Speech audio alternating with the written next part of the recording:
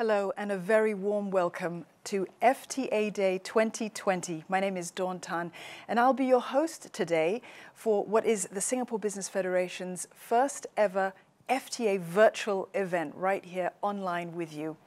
The COVID-19 outbreak has caused a great deal of difficulty and disruption all over the world, and particularly for global trade.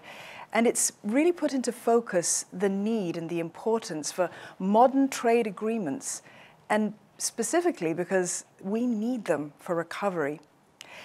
So in this current environment, we have a great deal of instability, we have a great deal of uncertainty. Those trade agreements are going to pave the way for some of that support that we need to go forward. To open today's session, we're joined by Mr. Ho Meng Kit. He's CEO of the Singapore Business Federation. Mr. S. Iswaran, Minister for Communication and Information and Minister in charge of Trade Relations. Excellencies, distinguished guests, ladies and gentlemen, good morning and a warm welcome to FTA Day 2020. It is our great pleasure to have with us today Minister Iswaran and distinguished leaders from both the public and private sectors as our panelists. We have worked closely together with the Ministry of Trade and Industry and Enterprise Singapore to organize this event, and I would like to commend you for joining us this Thursday morning and being part of this very important conversation.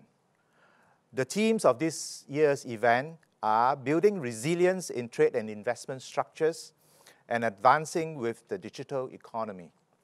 These are pertinent issues in an increasingly dynamic business environment that is beset by geopolitical tensions, trade protectionism exacerbated since COVID-19, and the increasingly pervasiveness of digital technology in our lives. Businesses have realized from recent developments the importance of building resilient supply chain and business models, in part through entering new markets and securing new supply sources. Internationalization is not only a key engine of growth for Singapore businesses looking to expand beyond the confines of our domestic economy, but increasingly a means to diversify market-specific risks and reduce exposure to unexpected black swan events. Singapore's network of more than 20 FTAs are important tools that connect our businesses to the global economy, lowering barriers to trade and investment, providing greater regulatory certainties, and giving our businesses a competitive advantage in foreign markets. The latest National Business Survey of SBF shows that the presence of FTA are amongst the top 3 considerations among businesses considering expanding overseas, alongside with increasing demand as well as the availability of low-cost labor.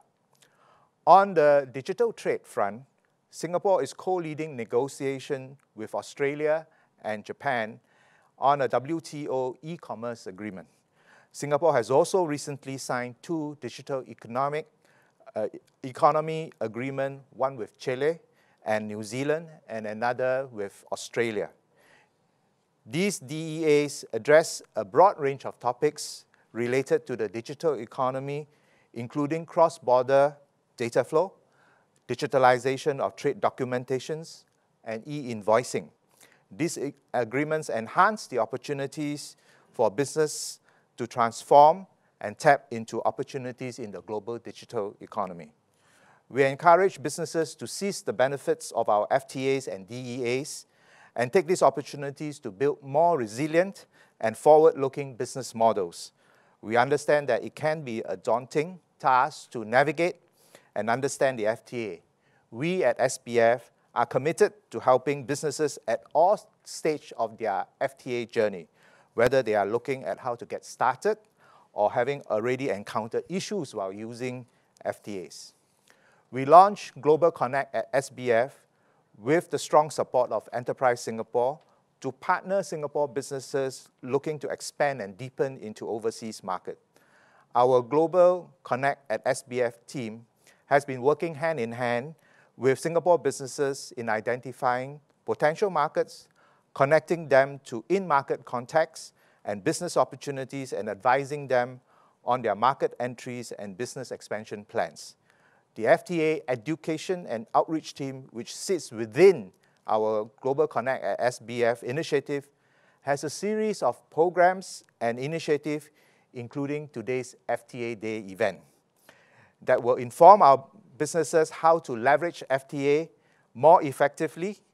The department also runs a complimentary FTA advisory services for Singapore companies. To date, we have provided more than 150 individualized advisories on a wide range of issues, from the applicability of specific FTAs to resolving issues with tariff preferences applications. This morning, we have a great lineup of business leaders and government officials across the field of trade, investment, and the digital economy. And I look forward to their insights and how they see businesses tapping onto the benefits of Singapore's FTAs and DEAs to become more globally competitive.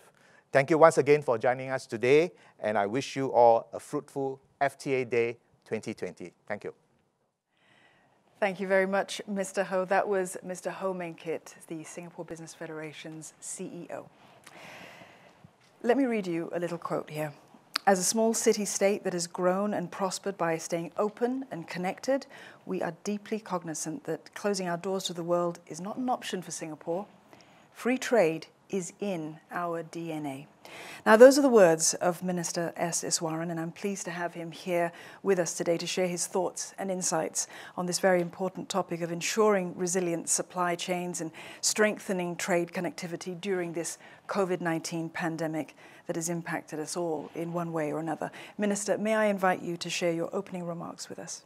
Thanks. Morning, Dawn, and morning to everyone who's tuned in, friends and colleagues from the industry and also from the various agencies.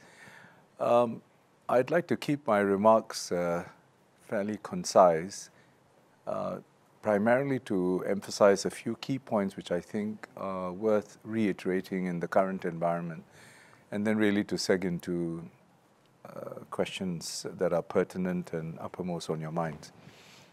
So let me just start by saying that obviously we are in a challenging economic environment, and how we emerge from this is going to depend critically on the manner of our response. And that is true of countries, and it is true of the global economy. Because if we treat this as a reason or an excuse to retreat into inward-looking policies, then whilst that might give us some short-term sense of, righteousness in the case of some, in the long term, it is going to do great harm to the potential for growth, opportunities, and the raising of living standards for all our people. This is true whether you're a small country or a big country, because ultimately we need the global connectivity in order to realize the full potential, leveraging off each other's competitive advantage in order to create a bigger whole, so that the whole is more than the sum of the parts. So I think that requires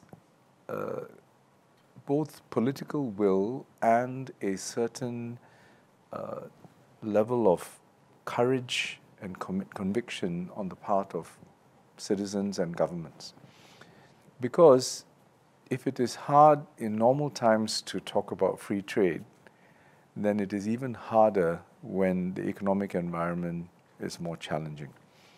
And yet, we have to make the case to stay the course, because that is the only way we can ensure the continued global connectivity and the opportunities that we all seek out. So that is why, in the case of Singapore, we have persevered with our global strategy of how to integrate more with economies. You know about our FTAs, 25 FTAs covering about 85% of global GDP, and they yield tangible value to our companies. MTI estimates, I think in 2018, about $1.2 billion of tariff savings. But they actually offer us a lot more than that. Because when you have FTAs, individual FTAs give us bilateral advantages, but when we have this network of FTAs, it also creates an important overall network effect, which enhances the value proposition of countries and economies that sit at the nodes of these networks. And Singapore is one such country.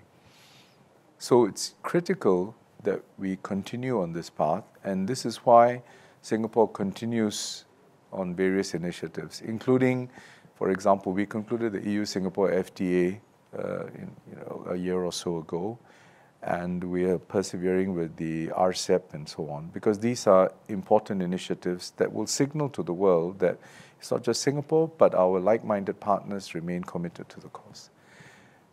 I would say that we are now bringing this openness and connectivity into the digital domain, because that is really the new frontier for global trade and economic progress.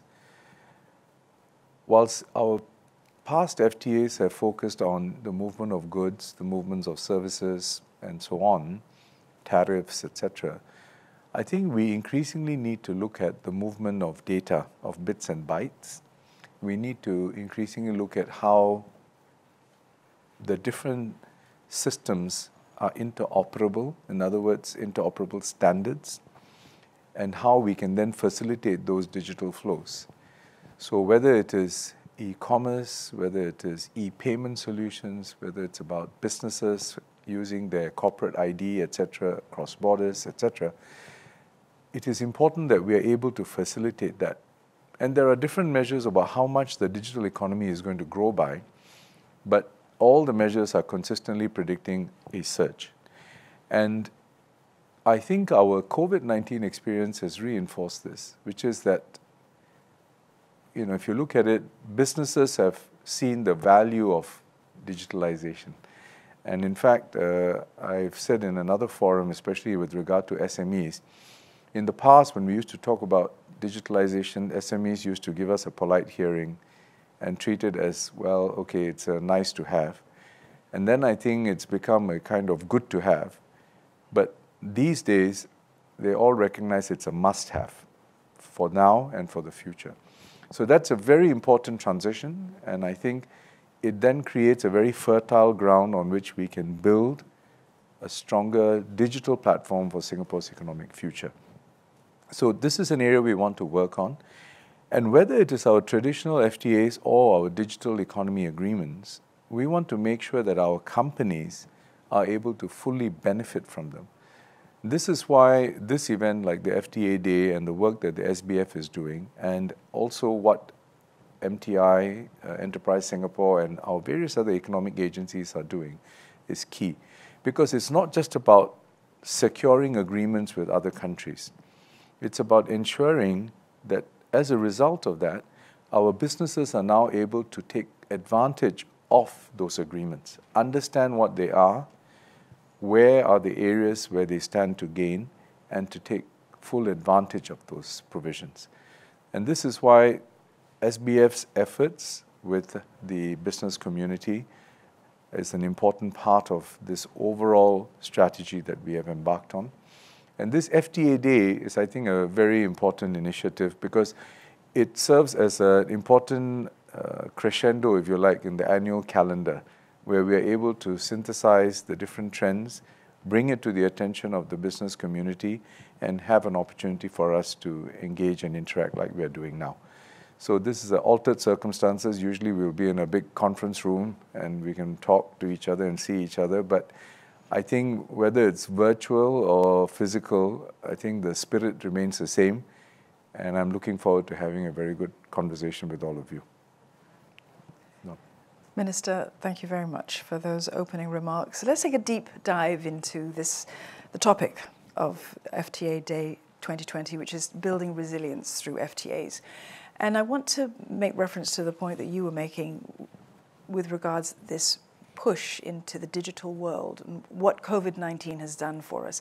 The business community was already being encouraged to explore overseas opportunities before this pandemic. this has kind of pushed them over to the other edge.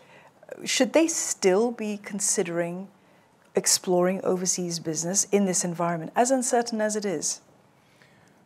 So I think, in a way, there are two things here. One is digitalization, and the other is internationalization.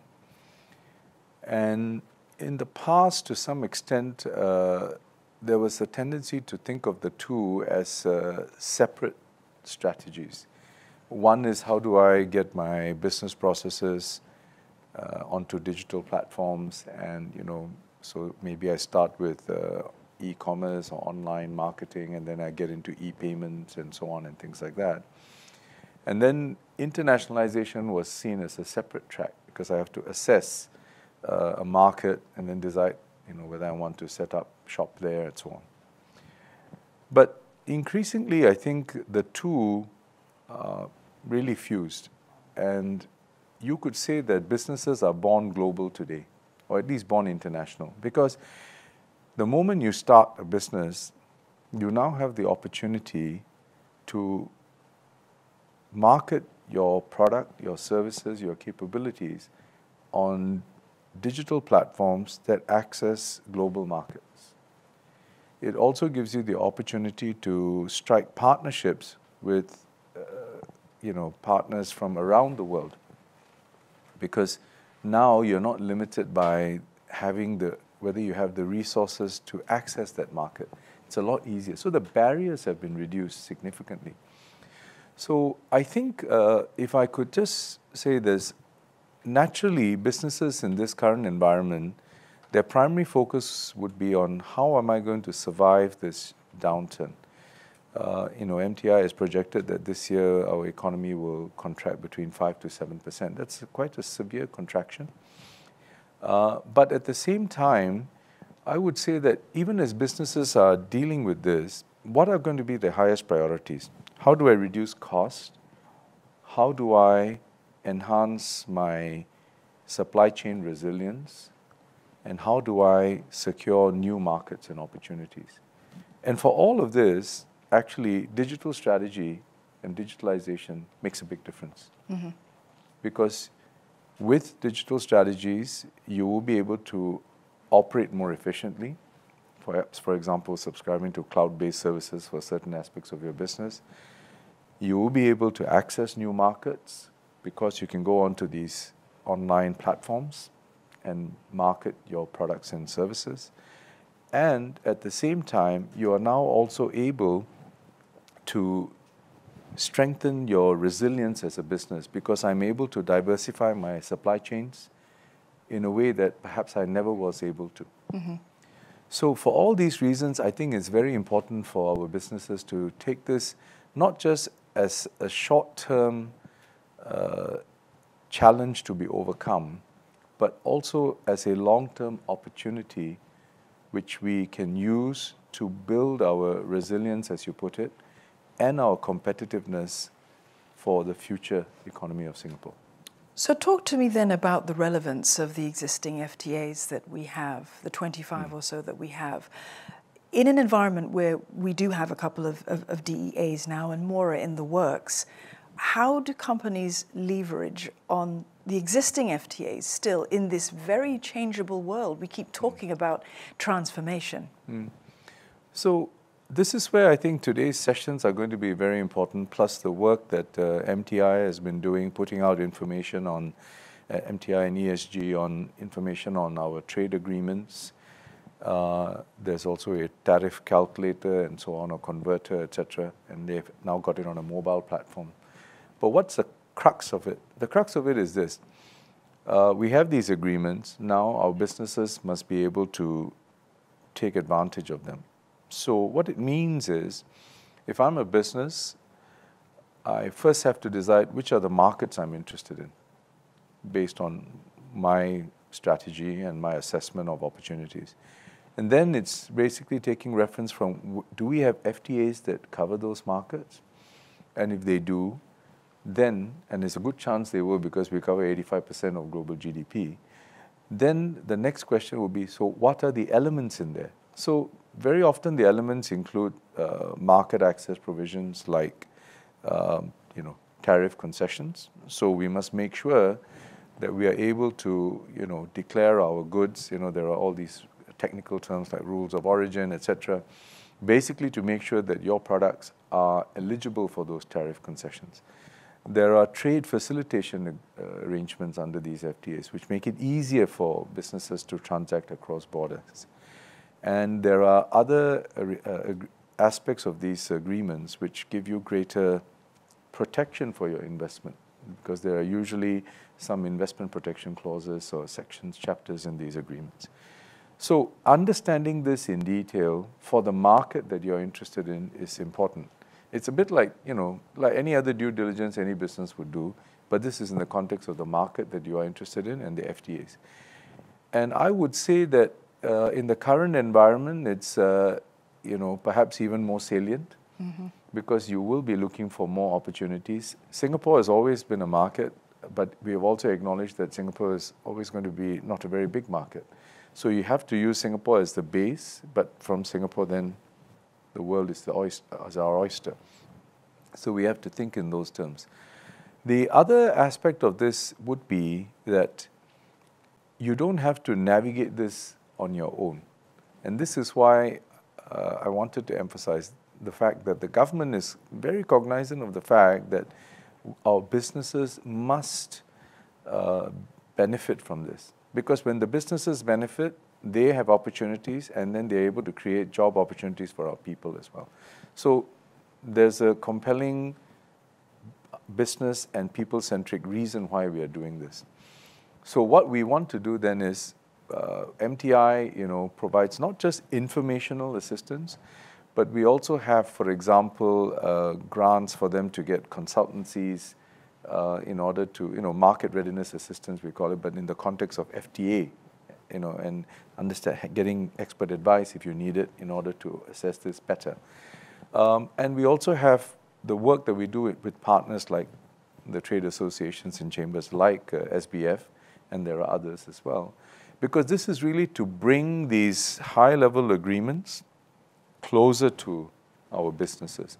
Because in the end, that's what counts. And in particular, our focus is on SMEs, because the big businesses tend to have the resources and the nous to know how to navigate and derive the benefits. With the SMEs, they may be keen, but they may not know how to do it or not have the resources to do it.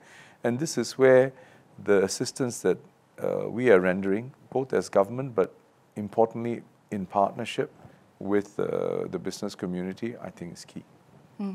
We've spoken in the past, Minister, about the importance of rules-based multilateralism. That was before the COVID-19 pandemic. So much has changed since then. That conversation has become even more, has crystallized in terms of its importance, in terms of how important these modern trade agreements are going to be. And yet we do see this sort of split, depending on where you are in the world, in terms of attitude about free trade and its value. We don't have a choice. You've said free trade is in our DNA. Singapore is all about free trade. How concerned are you about this rise of what you've termed, the nativist rhetoric and this populist pressure that we're seeing around the world? I think it's something we need to take seriously, because if it continues unchecked and if it gathers a great deal of momentum, then you do have the risk of fracturing of the global economy, disruptions that can be quite severe to supply chains, and in general, significant dampening of global opportunities. Because if you think about the global economy, a lot of the progress that we've seen over and the growth that we've seen over the last several decades, certainly post-World War II, but even in more recent times, is because of this effort to create multilateral institutions supported by all countries, and in particular the major powers, because they recognized that this was in the common interest of the global community, and what we need to do is really create opportunities where we can work with one another for the betterment of all our people. But to do that in a fair way, hence rules-based. So it doesn't matter how big you are, what your competitive advantages, etc. You can engage the global community and knowing that there's a rules-based system and knowing that there are mechanisms for redress if you feel that the rules have not been observed. And this is why, for example, the WTO is an important part of that global economic architecture, because you really need an institution where there is global membership and a commitment to abide by the rules. And the WTO also has dispute resolution mechanisms and other channels, including a tribunal, where if there are disputes, they can be taken up and resolved. So once we have that architecture, it creates a baseline from which we can do more. But if you don't have that, then it becomes a much more challenging environment, because it's more about what can we negotiate bilaterally, individually, and so on. Bilateral agreements, regional agreements are important, but they are important as complements, as supplements to a multilateral system. Because in the end, and that's always been Singapore's strategy, we are ardent proponents of a rules-based multilateral system because we see that as the bedrock of global trade and economic architecture. And then we want to overlay on that bilateral and regional agreements, because we know from experience that these agreements can help us push the frontiers faster, working with like-minded partners. So you pull them together and you create a much better outcome for everyone. So this is therefore the work that we are doing in not just Singapore, but working with like-minded partners. Then there are several aspects I can highlight. One of them is in the WTO itself. How can we ensure that WTO remains relevant? So there's this joint statement initiative that we have with Japan and Australia, which is really to bring e-commerce into the WTO and establish standards. It's a little bit late because e-commerce has been around for a while, but better late than never. And I think more importantly, the process will then start establishing parameters and norms about how to think about these issues and socialize everybody, and then we can move on to other things relevant to the digital economy. And also that is why we are working on some of the other regional initiatives like RCEP, which we hope to sign. And I think that, again, is to demonstrate the momentum is there. So we have to make common cause with like-minded partners. And there are many around the world whom I think are thinking about this. Even at the start of COVID, we're coming out with statements about keeping supply chains open, working with partners for that. I think that was an important example of making sure that the global community stands up to say that, look, we know that there's this instinct to turn inward, but we must stay open. And how confident are you, Minister, about that spirit of collaboration? Because what I hear you say is a lot of how we recover and go forward hinges on integration, on belief that that collaboration is going to work, is going to be good for everybody. How confident are you? I would say, if you're in this business of trade, which many of my colleagues from MTI will tell you, you have to be an optimist. Because if you decide to be pessimistic, then it makes your life a lot harder, You have to believe in the opportunities and the possibilities. But I don't think it's an optimism. It's an optimism that's born out of a recognition of the realities and what can be done, not just about potential, but what we have seen happen in the past. So we know what can be accomplished and how it can benefit and how it can cascade, the benefits can cascade. So the key is making sure people see this and understand it. And I would say an important additional point is this. Whilst we talk a lot about free trade and the benefits, if we are really to be confident about the way forward and the opportunities that are being created, we must make sure as a government and as a people that we are also investing in the capabilities of our businesses and the skills of our people. Because when you trade, there are going to be winners and losers. That's inevitable. We have to mitigate the impact on the companies or the individuals who may feel that this is working against them. And how do we do that? Not by resisting this, but by helping them to adapt to it, and in fact, not just adapt, but pivot into opportunities from it. And that's key. When we talk about FTAs, there is a sensitive issue about it as well, which is the employment of foreign employees from certain nationalities and so on.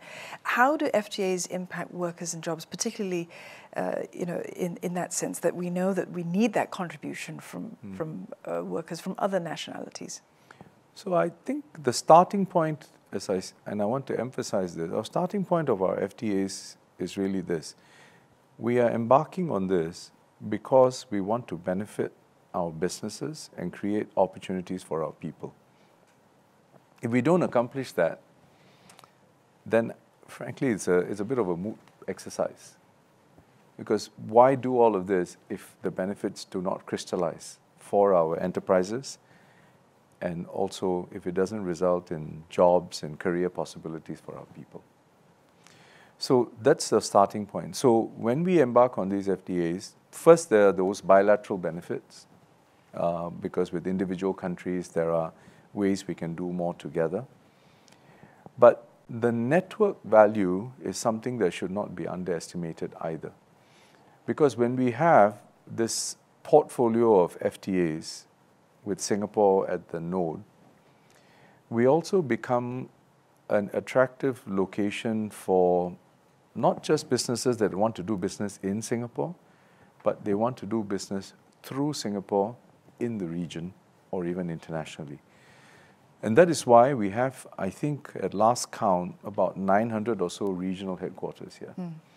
And they're here not because of just Singapore and what we have to offer as a market, but also because they see the value of Singapore's economic connectivity through these FTAs. And that in turn then creates new types of job possibilities, because it's no longer just about local jobs, but regional jobs, international jobs, different kinds of functions, etc. And I think we're all very familiar with the various new possibilities that are being created. Then I think when it comes to the flow of talent, our approach has always been this. What we want to do is first make sure that our people have the skills and the know-how to benefit fully from these opportunities, which is why we invest heavily, not just in pre-employment training, but continuing education and, Skills Future and, the Tech Skills Accelerator Program, etc. I can give you a whole laundry list of these. But essentially, what we are doing is we are investing heavily in our people, both fresh graduates, but also mid-career Singaporeans, to give them the wherewithal to seg into these new opportunities and get the most out of it. So that's key. And if we don't do this, then I think it weakens our case, because at the end of the day, we want to have that Singapore core in the economy. Now, we have also said very clearly that our Singapore core must be complemented with a judicious complement of talent from abroad. We need that for, I can think of at least a couple of reasons. The first is sometimes we just have a talent deficit, right? This is apparent, for example, in the tech sector. Because the sector is moving so fast, there's a global shortage, Singapore is no exception, and no matter how hard we try and train our people, you're still going to have the gap. And we need to find ways to complement our local talent pool carefully, but in a very effective way. But another reason why we need the talent from overseas is also for greater diversity for international functions. So for example, when Google comes to Singapore and it talks about their 1 billion user plan, they're looking at the whole region. And it creates great opportunities for Singaporeans, but it also means that they want to bring in people from abroad who will complement the Singapore team, because they need those capabilities to have that broader international strategy. So our approach has always been focus on opportunities for Singaporeans, make sure that we can get the most out of it, but allow for a judicious complement of talent from abroad. Minister, as you know, we have a large group of registrants who've signed on today to join us for this session, and we've got some questions coming in. Let me take the first one that is on this list for you. This participant says, with accelerated digitalization, businesses in ASEAN are increasingly engaging online services and exchanging data online. Yep. This person wants to know if we should be expecting regional or even international standards to enable the movement of that data. Indeed. So I think this is an important area. Data is a key resource in the digital economy. If you might be aware that we have just tabled in Parliament amendments to our Personal Data Protection Act, precisely for this reason. Because at the end of the day, if data is to flow across, countries must have the confidence that the other jurisdiction is going to treat the data with the same kind of care and protection as they would accord it in their own jurisdiction. And that means you need standards that can then talk to each other. There are some standards already in the world, like the GDPR in Europe. There's some mixed opinions about whether that is as business friendly or not and so on. And we've also got the APEC CBPR, which is something that we have taken reference from. And I think within ASEAN, there's a greater recognition of this, and we're working with our partners. And again, you know, it's as I said before, we might be able to accomplish some of this as ASEAN as a whole, and some of it maybe with specific partners. You know, now that you've got more and more unicorns, so for example, you know, Indonesia has got unicorns, you know, and Thailand has got unicorns, etc. These unicorns will also want to have that flow. It's not just Singapore. Yes. And so I think what we're going to see is a greater push in this direction. The shape and form, I think, is something that we will have to see how it evolves. The digital landscape is still a risky one for businesses, and we're concerned about cybersecurity and so on. That's something that is in Singapore, we certainly pay great attention to that. It exposes businesses to cyber threats, and this person wants to know, how can Singapore develop checks and balances to safeguard businesses from all this risk? So I don't think we can have a foolproof system. That's a starting point, I would say, because, you know, first, as you digitalize, the footprint, the digital footprint is growing. And that means the surface that is exposed to the risk of cyber threats is also increased. And at the same time, the nature of these cyber threats is constantly evolving. So it's kind of like an arms race, you know. I mean, the potential cyber attackers are developing the capabilities, the solution providers and those who are defending are also raising capabilities. And I think you're going to see this to be the case for some time to come. Yeah, it's a constant game of catch-up. Exactly. So what I would say is this. Our focus is, at the national level, system level, critical information infrastructure must be protected. So this is where CSA has focused a lot of its effort, Cybersecurity Agency. Secondly, we want to work at the enterprise level, make sure the businesses have got, you know, we are rendering a lot of advice on pre-qualified solutions, etc., on what they can do. So when the SMEs Go Digital program, some of the solutions therein are cybersecurity related. And the third, and so we want to make sure businesses understand what they need to do to secure themselves, even as we say, look, let's go digital. And then the third is at the individual level. All of us have to be, you know, also smart digital citizens. You know, so it's about passwords being strong, not a string of 8s or something like that, or your birthday or something like Your that. pet's name. Yeah, or whatever, and so on. Because those things are very easy to, you know, hack and so on. And also having these two-factor authentication. And the last point I would make is the thing that we are working on is also internationally, working with the UN and working with ASEAN and other partners now to strengthen international understanding and agreements on what are the norms that will govern state behavior in cyberspace. And that's an important part of the work we're doing. What gives Singapore leverage, though, to sort of lobby for better transparency with its ASEAN partners in this regard? Well, I think at the end of the day, it's not about us having a leverage per se, but it's a recognition of the fact that we are only as strong as the weakest link, you see. Because at the end of the day, take financial services, for example. Yes, you can focus on your own system, but if there's a vulnerability in another person's system, some of that vulnerability may well find its way into your system because of how interconnected we are. So it is in our collective interest to share and to build each other's capacity in these areas. And I think there's a broad recognition of that, but it's a question of how you now translate that into concrete action steps. Right. One of the participants on that point of collaboration with our other ASEAN member states asks, how can we encourage ASEAN member states to quicken the harmonization of regulatory regimes in ASEAN? Currently, there seem to be numerous delays, and there's no penalty for AMS who don't keep pace with the AEC scorecard. So I think this is a case of, as I've said before in some other fora, you've got to decide whether it's a glass half empty or half full.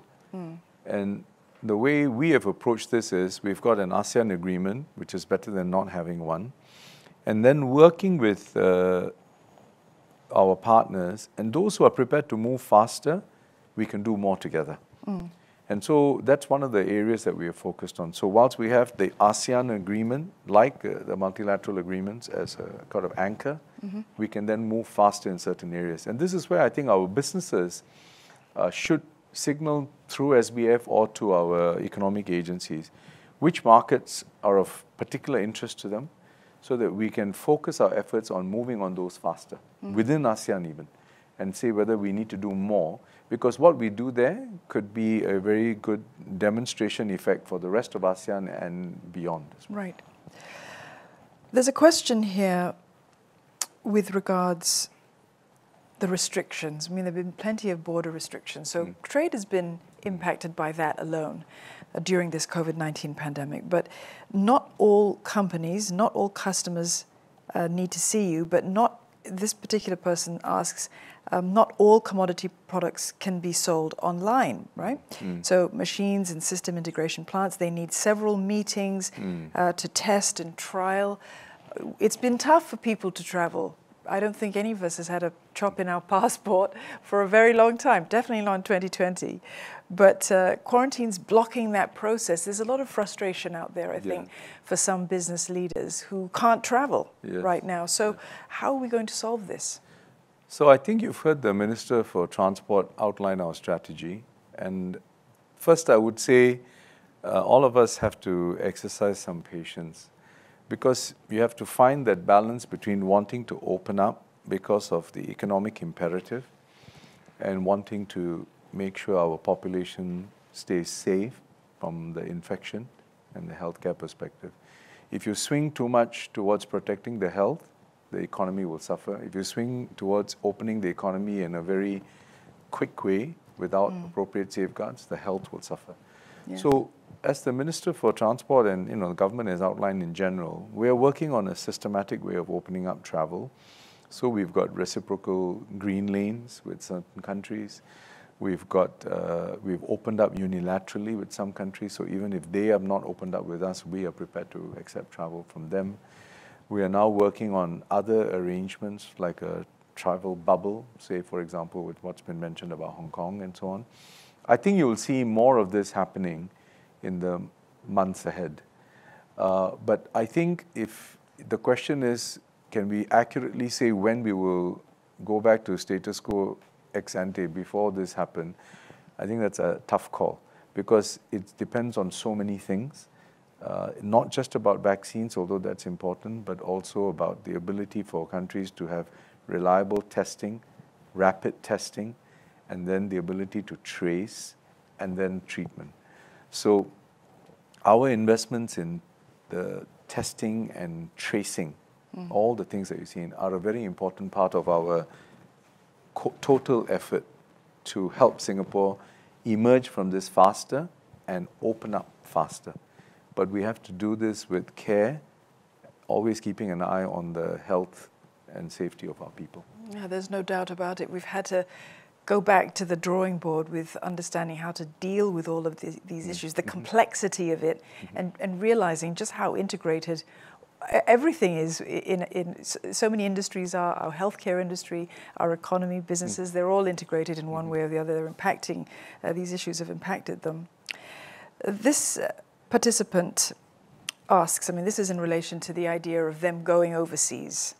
If they can get overseas, if they can actually manage to do business with a company in another land, is there any government platform that we can use to check the credibility of companies or any government agency? Can they do credit checks in order to reduce fraud when starting a new business overseas? Because perhaps they do want to go over. It's just they may have even been approached. Yes, indeed.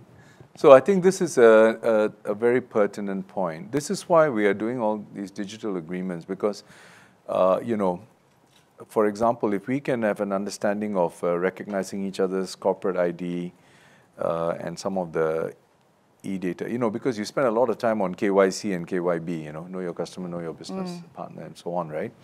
So the digital element is to try and take away some of the uncertainty in that by creating these common recognized platforms.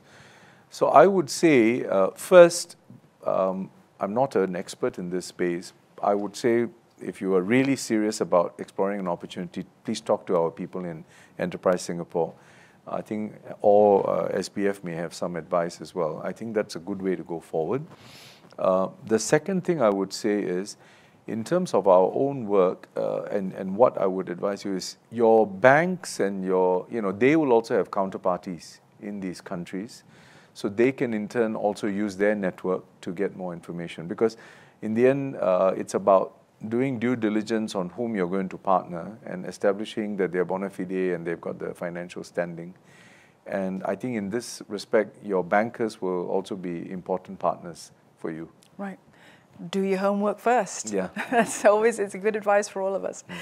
Minister, thank you very much for sharing your thoughts and for being here with us today.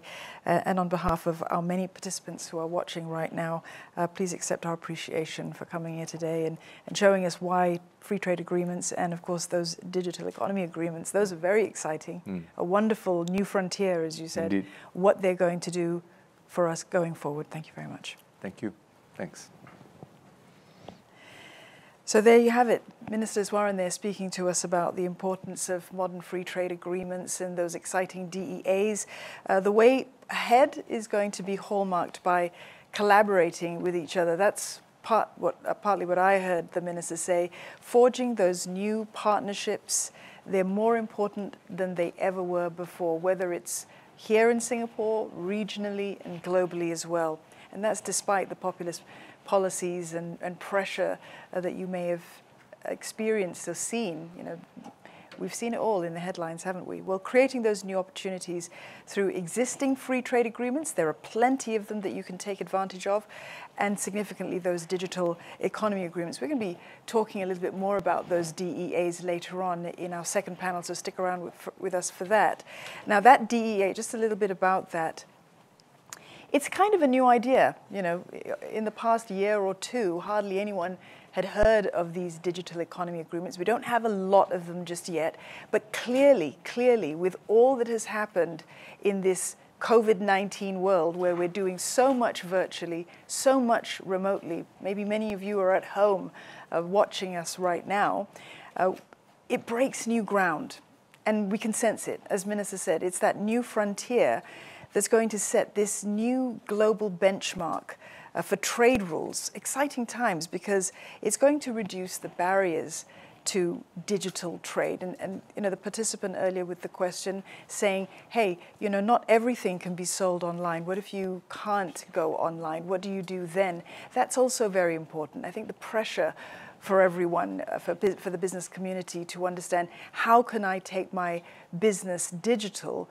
They might come against some, you know, sort of stumbling blocks on that one. So don't forget that the Singapore Business Federation is here to, you know, sort of discuss your issues with you. If you have questions about that, I think it's important for everyone to kind of use the resources that are at hand. As Minister Iswaran was saying, you've got to do your homework. We've got to go back to the drawing board, actually do our due diligence.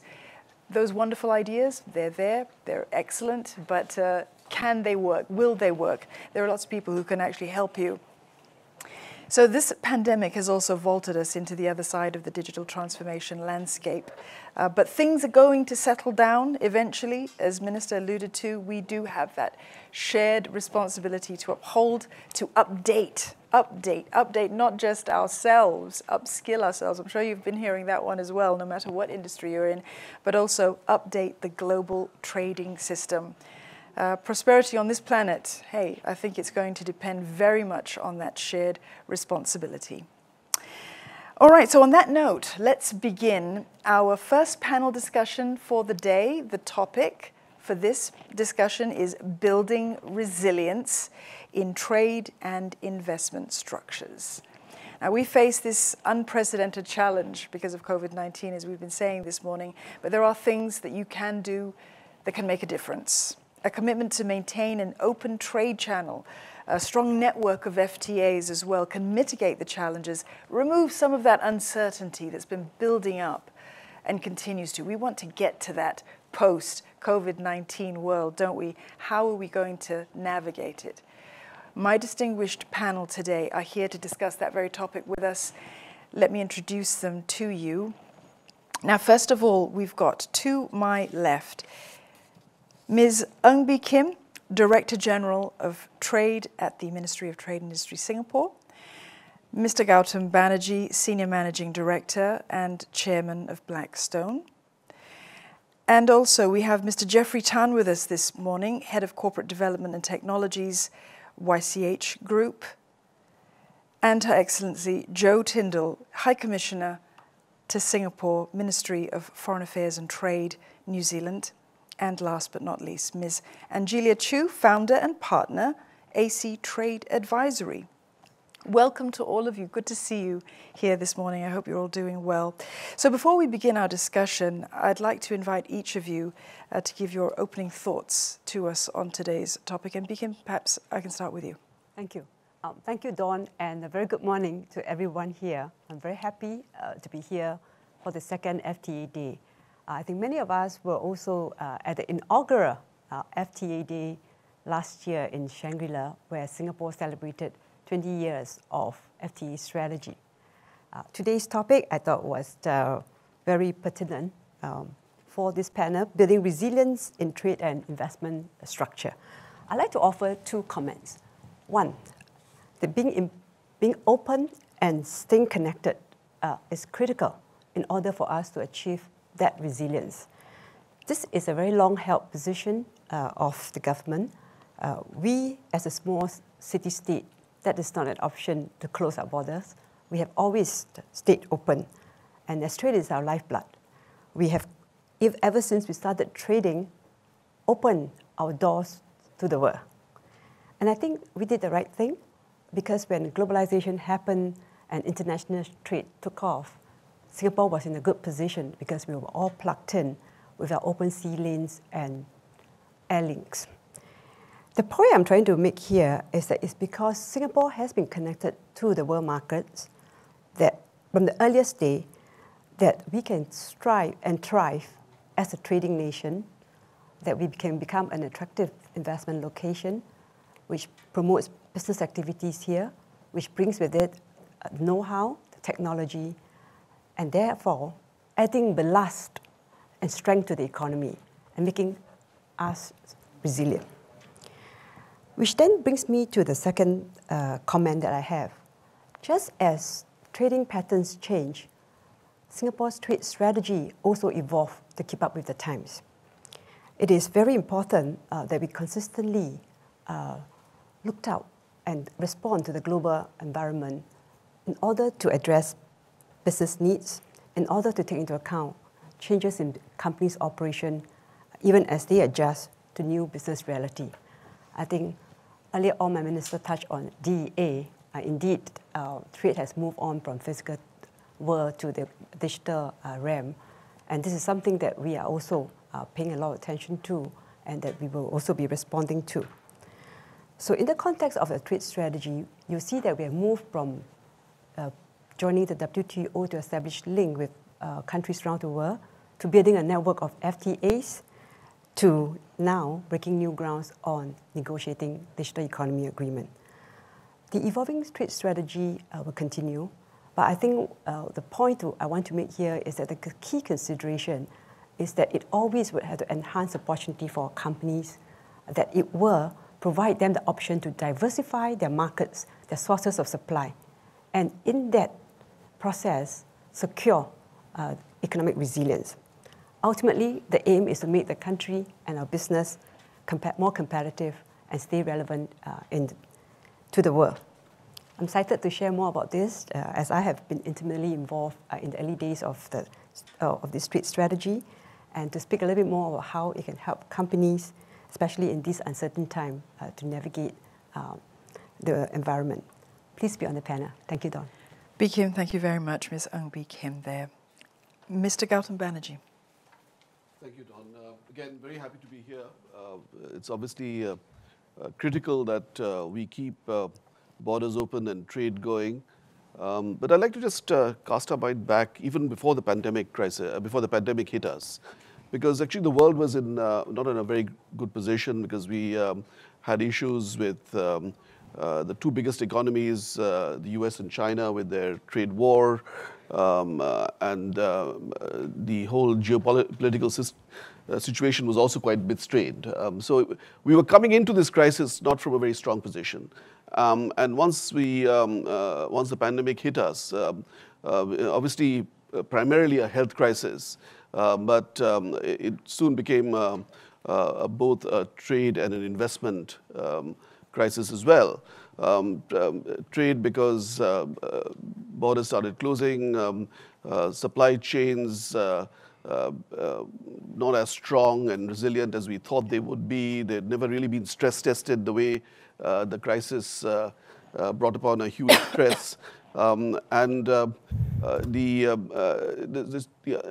situation is that, if trade gets impacted, or it also, the mindset of companies change, FDI flows get impacted. The G20 did a study around March, April, early on in this crisis, and predicted that trade would be down by at least 30 to 40% this year. And not because of the crisis itself, it's because the fact that it's really a reflection of what the crisis brings about. I mean, costs of moving goods have increased. The ability to move goods is not as easy as it was prior to the crisis. Things that we often don't know hit us, because these days a lot of air freight is moved by passenger aircrafts. Passenger aircrafts, the big aircrafts like the 777s and the 350s have huge belly holes. And if airlines cut down their flights by 96%, the huge capacity of air freight suddenly disappears, and just-in-time supply chains get affected. So the both in FDI and trade has been affected. And the way to deal with this, of course, is that we have to deal with the pandemic. And that is obviously, again, as Minister said, it really requires everyone to cooperate. And we are as strong as our weakest link, as he said. And I think that's very, very true. But I think it's not all gloom and doom. I think this gives us an opportunity to relook at the way we've been conducting businesses globally, relook at our supply chains, look at how we can perhaps move to a different kind of paradigm using more digital means. Trade still is a lot about paperwork. There's a lot of paperwork. There's trade facilitation, trade financing. I think there's a lot of scope for automation, and we can talk about this as we progress. So it's not about only gloom and doom. It's a chance for us to remake and realign some of these ways of doing business. Don. Thank you, Gautam. Jeffrey? Yeah, thank you, Don. Good morning, everybody. It's a privilege to be here to discuss such a topic during these unprecedented times. The group itself is a logistic company, a third-party logistic company, but we have never heard so much people spoke about supply chain, for the longest time, especially during this period.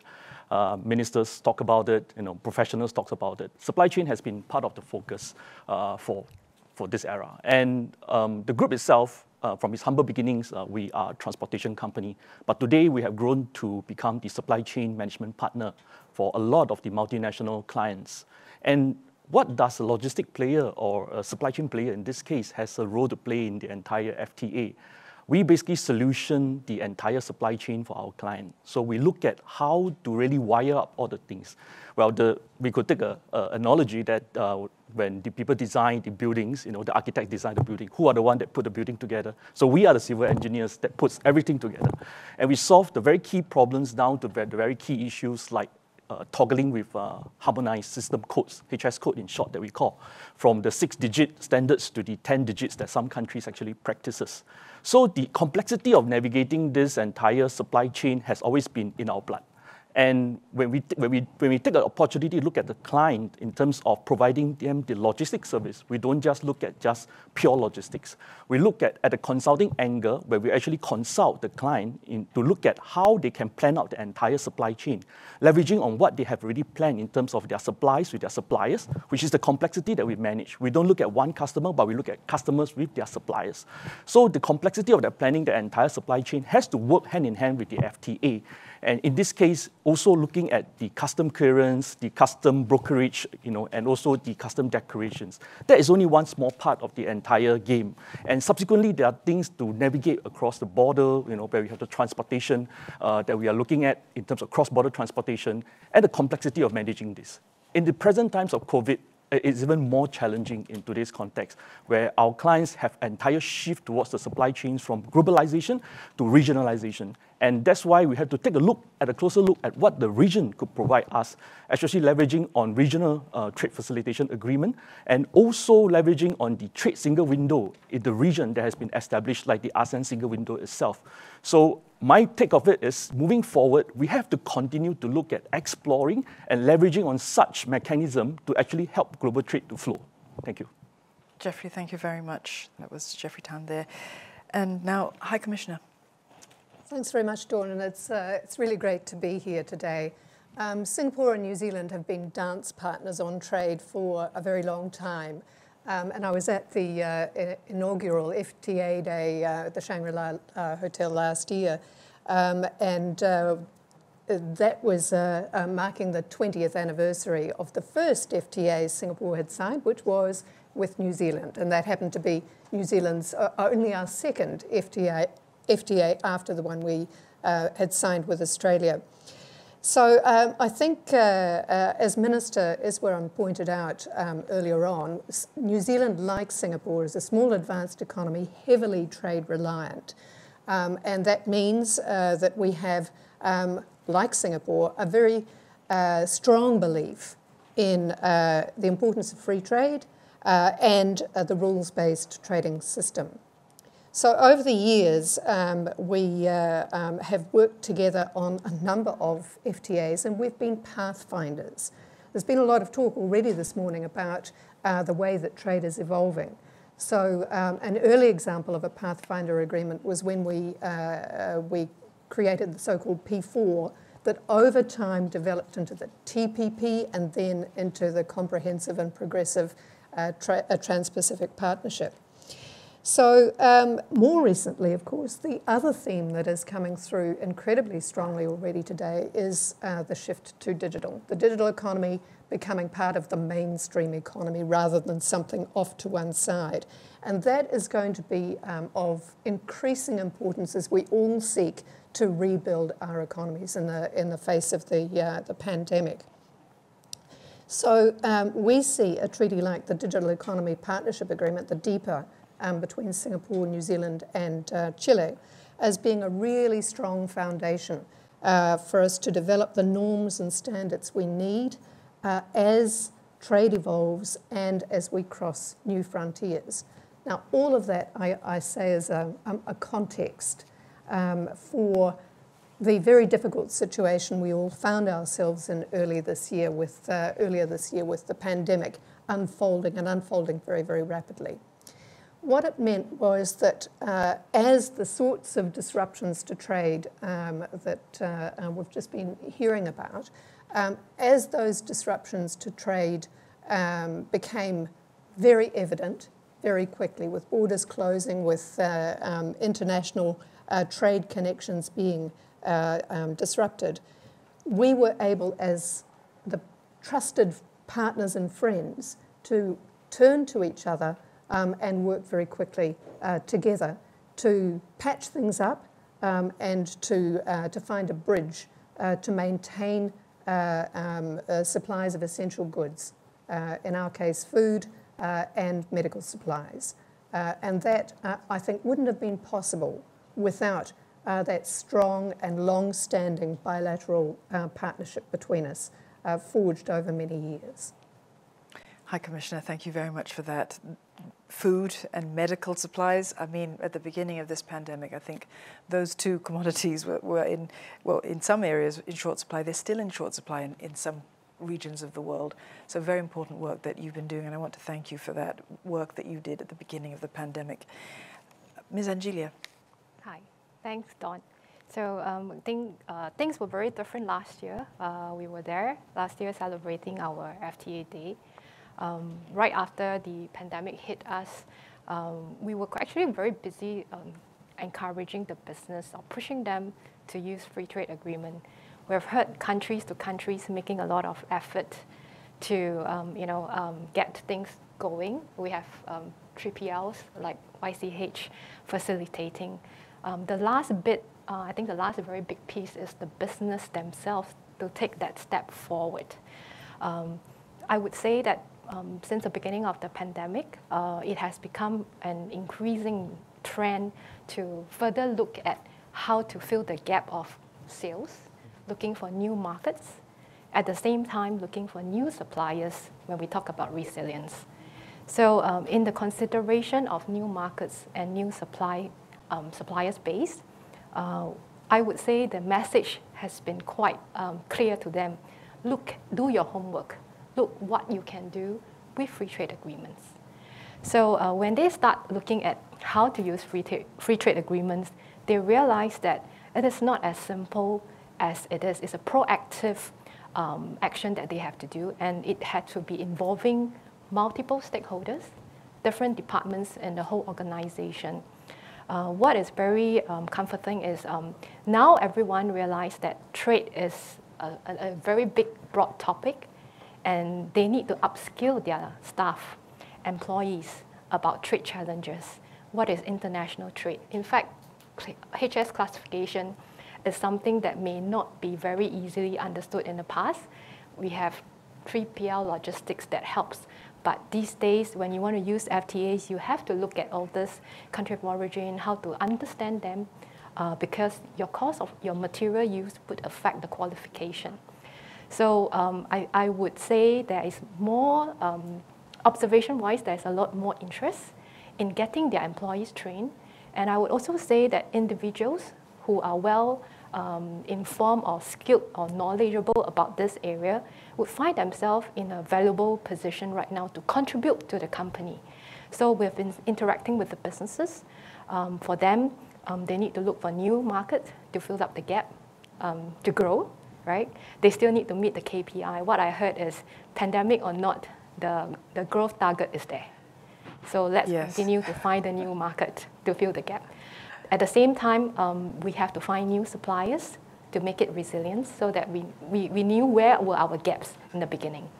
So with this too, FTA came very useful right now, because at the same time with FTA you can buy from partner countries, and at the same time when you supply to new markets, your goods from Singapore could be more competitive. So that is what we have been observing through our conversation with clients and businesses. Angelia, thank you very much for that. And panel, thank you very much for your opening remarks. As Angelia alluded to there, and as High Commissioner Tyndall mentioned as well, policymakers and their teams have done the hard work. They've done the hard work to get those agreements done. But how can businesses actually use them? They're the end user of all of this. Yes. And it can be daunting. It can be daunting because so many people are involved and at every level within a company too. So let's kick off our discussion by talking about the impact, because the business news has been dominated by the fact that COVID-19 has had this impact on trade, on investment, on supply chains, as Jeffrey was talking about. And in some cases, it has spawned even trade restrictions, threatening old trade divisions, threatening to widen those trade divisions as well. So how deeply is that impact being felt? And Gautam, I want to start off with you. Well, I think it's natural during these times that often companies look inwards, but I think you cannot go back from a situation where manufacturing of any scale has been on a distributed platform. I mean, this, as Jeffrey said, the global supply chains, lean, just in time, have helped companies enormously in becoming competitive, in moving goods and services, and getting the best out of different economies. You have each national economy has got its own strengths and weaknesses, and global companies have used that. Use this these supply chains, the FTAs, and I'd like to say it's apart from FTAs. Tax treaties as well, investment protection that the minister talked about. All of these together help, have contributed to this very global sort of marketplace, business place that has developed over the last many years. So from that situation, I don't see companies going on to bringing things onshore. I mean, I don't think that'll happen. I mean, I think we will see changes to supply chains for sure. The fragility of supply chains will certainly have to be looked at. We will see more regional supply chains where it is more manageable rather than very distributed supply chains. Like, I think a typical, if you buy an electronic item, today you'll see things come, parts of that coming from Mexico to China to India to, even maybe New Zealand, and putting it together somewhere. I mean, those things I think people will have to look at. I mean, both in terms of,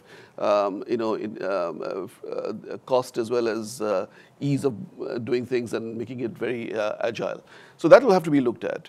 But the role of these FTAs, and that's why Singapore, I mean, Singapore has lived, trade is its lifeline. And of course, we've added a lot more to trade now. I mean, in a typical year, our trade could be 3 times our GDP. That's quite amazing, actually. But we are not much more than trading now. We've got manufacturing and so on. We've got services. And I think what we will see, because of our long record of dealing with not only local businesses, but businesses from all over the world, that Singapore's built up has become a trusted hub. And I think the post this pandemic, you will see the emergence of trusted hubs, which will not only be where local companies, regional companies, but global companies will operate from. And this trust is earned over many years. It is not about ease of doing business. It is about consistency of policy. It is about making sure that what was promised you got from the government and authorities, that things don't change.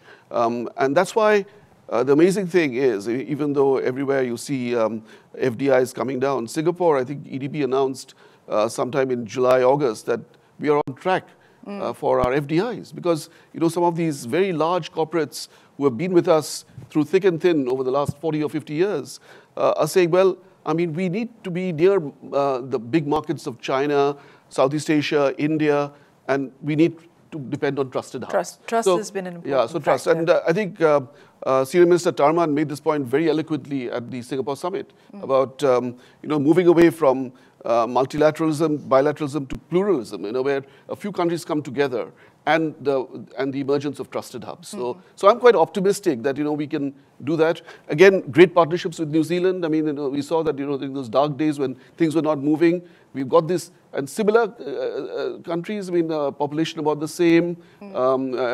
Discipline. The way we both handle the COVID crisis. I think these sort of partnerships, which have been fostered over many years, I think will become very important. They're going to continue to be important. And I want to bring Jeffrey in on the conversation here about supply chains, because you were talking about them in your opening remarks. The thing about supply chain disruption is that they've always been fragile. You know, I mean, a hurricane, a typhoon, it reinforced the vulnerability. If you had, you know, one key part that was in some part of the world and suddenly you couldn't get it anymore, what did you do? But why was this pandemic so different? And tell us more about what's being done to sort of solve that issue of the disruption. Yeah, this is, I think, the most interesting part of the discussion. Supply chain disruption, I think I will address it in two ways. One is before the pandemic and one is after the pandemic. So before the pandemic, the focus was a lot on China. Because in supply chain, we deal with production and consumption. And who has the biggest consumption in the current world? And who is the factory of the world, you know? And that sort came to a halt when the pandemic hits. Things are not getting out from China, not getting into China when the COVID hits Wuhan. And we actually was not new to this problem because before the pandemic, we are already experiencing the shift in the global supply chain. And that's because of the tensions between the major powerhouse in the world, you know, between US and China, between, you know, different discussions that's going on in terms of free trade agreement. So we see our clients, and you see in the news that, you know, manufacturing shifting to Vietnam, you know, and to ASEAN is real. Because our clients has been telling us do you have an option for me in Vietnam, in Philippines, in the rest of the world in ASEAN? And that has already triggered us to look at the network of that supply chain that we are in. And also at the same time, how to mitigate the risk. So typhoons, earthquakes has hit us before. And we have been hit and managed to come up from that supply chain, you know, distress that we are in. But the COVID is a totally different situation. FTAs was not designed for the COVID situation, was not designed for this pandemic. And when the pandemic hits, we realized that FTA was a good basis, but it couldn't move the goods across the border. And we had to work closely with our clients, especially also with the authorities, to look at how some of these goods could move across border when Malaysia issues the movement control order, and that was something that hit us very badly. Yeah. So we've got a lot of participants joining us today, and they're sending in their questions. There are a flurry of questions here, and I want to get to one of them, and perhaps, Bikim, I can address this first one to you, which is, how can businesses work better with our trade negotiators to ensure more of what they need in free trade agreements is reflected in the negotiations and agreements? Thank you, Don. But just before I talk about this, may I just go back to the point made by Jeffrey that FTAs negotiated for peacetime and that is not relevant for the pandemic. I think while it's true that the pandemic makes it more challenging in terms of the implementation of gathering goods or services from one location to another, simply because everything is all grounded and hot. I would like to make the pitch that because of FTA, it makes a difference. I'll give you an example to illustrate this. You know, our FTAs help to open markets. So it allows you to have preferential access, whether in the goods space or in services. We have an FTA with India. And PSA, for example, because of the preferential access in maritime committed by India, was able to establish itself in India, make good connections with the local companies there. And during the pandemic, because of this very strong commercial in-market relation, PSA was able to call on the suppliers to enable us to then import food and material for mass in the early months of the pandemic. I think if there weren't this FTA that allows PSA to have the foothold, we wouldn't have that commercial relationship. So indeed, it's true that things get a little bit more disrupted. But the point about FTA one have to look at is not just so much in terms of the actual market access, but how that leads to relationship building, how that leads to trust, which I think Gautam made a very strong case. And I want to sort of reinforce that point. Coming back to Don's question about how do we negotiate FTA to ensure that it would help us to stay more resilient. You will note that Singapore has been evolving our FTAs in terms of scope and the breadth of what is covered. The early days of FTA is a little bit more focused on goods. We moved on to services, and thereafter where issues and things like intellectual property became very important intangible assets for companies. An intellectual property chapter was also included. And then, of course, the whole space on e-commerce. We're now breaking new grounds on DEA, but I will tell you, the CPTPP, which Joe touched on, already has a strong foundational chapter on e-commerce, where it talks about how we should allow data to flow across borders freely, talks about how we treat the location of data so that the company would then not have to build infrastructure across the region, but be able to consolidate and therefore enable them to power from one particular spot. One other point that I also wanted to make with respect to how FTA could help is really with the network effect. If you have an FTA, you then have an access to one country. If you have a network FTA, you have access across multiple markets. And that provides the diversification. I know COVID is a little bit different from the other crises in that it's more global and it isn't just one sector or one segment of the world is affected, but that it is the impact is felt across. But having a diversified portfolio does give you choice. It allows you to then be able to leverage and deleverage according to how the business is happening on the other side. And so as you continue to see opportunities, you can also shift as necessary the supply chain, the final markets, and so forth. Yeah, thank you.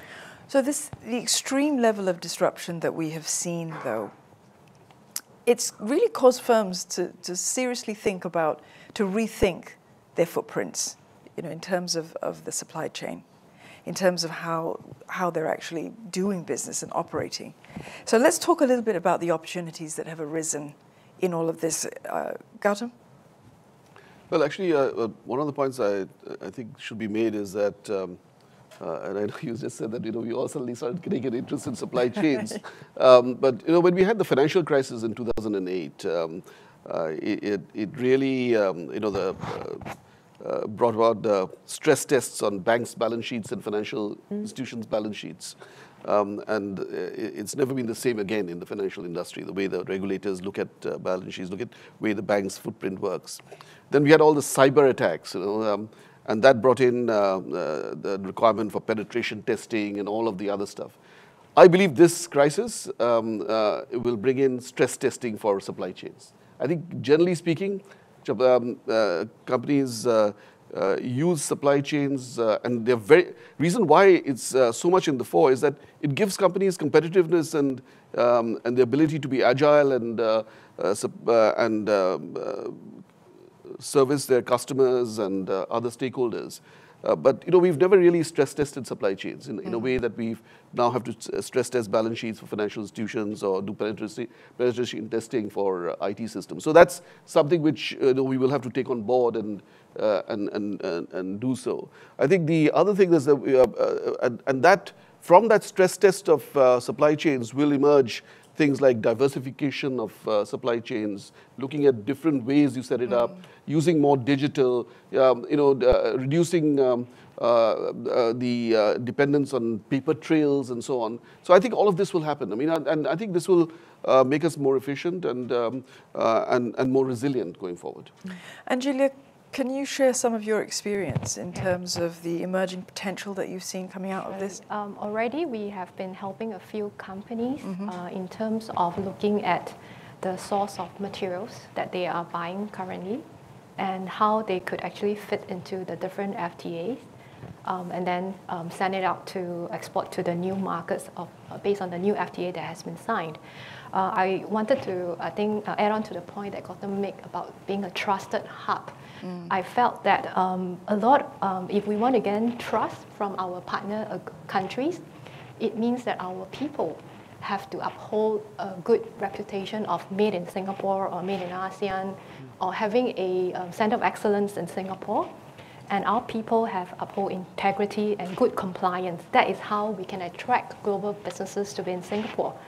So in that sense, I would say we should build on our call to upskill, continue learning, And I would say trade compliance is very, very important now for everyone who wants to do business outside of Singapore, and that we train our people well to be competitive. And I've just shared with the panelists earlier that I'm at a small company, and his general manager felt that his sales and procurement and R&D team should be trained on free trade agreements so that they could explain to the business why buying from them has an advantage compared to the competitors from another country. So it impressed us because as a small company, he's able to understand how understanding FTA and how knowing more about trade could help his company propel to the new market and be effective in communicating with the business, his customers, that use Singapore as a hub or use the FTA would help lower the cost of goods.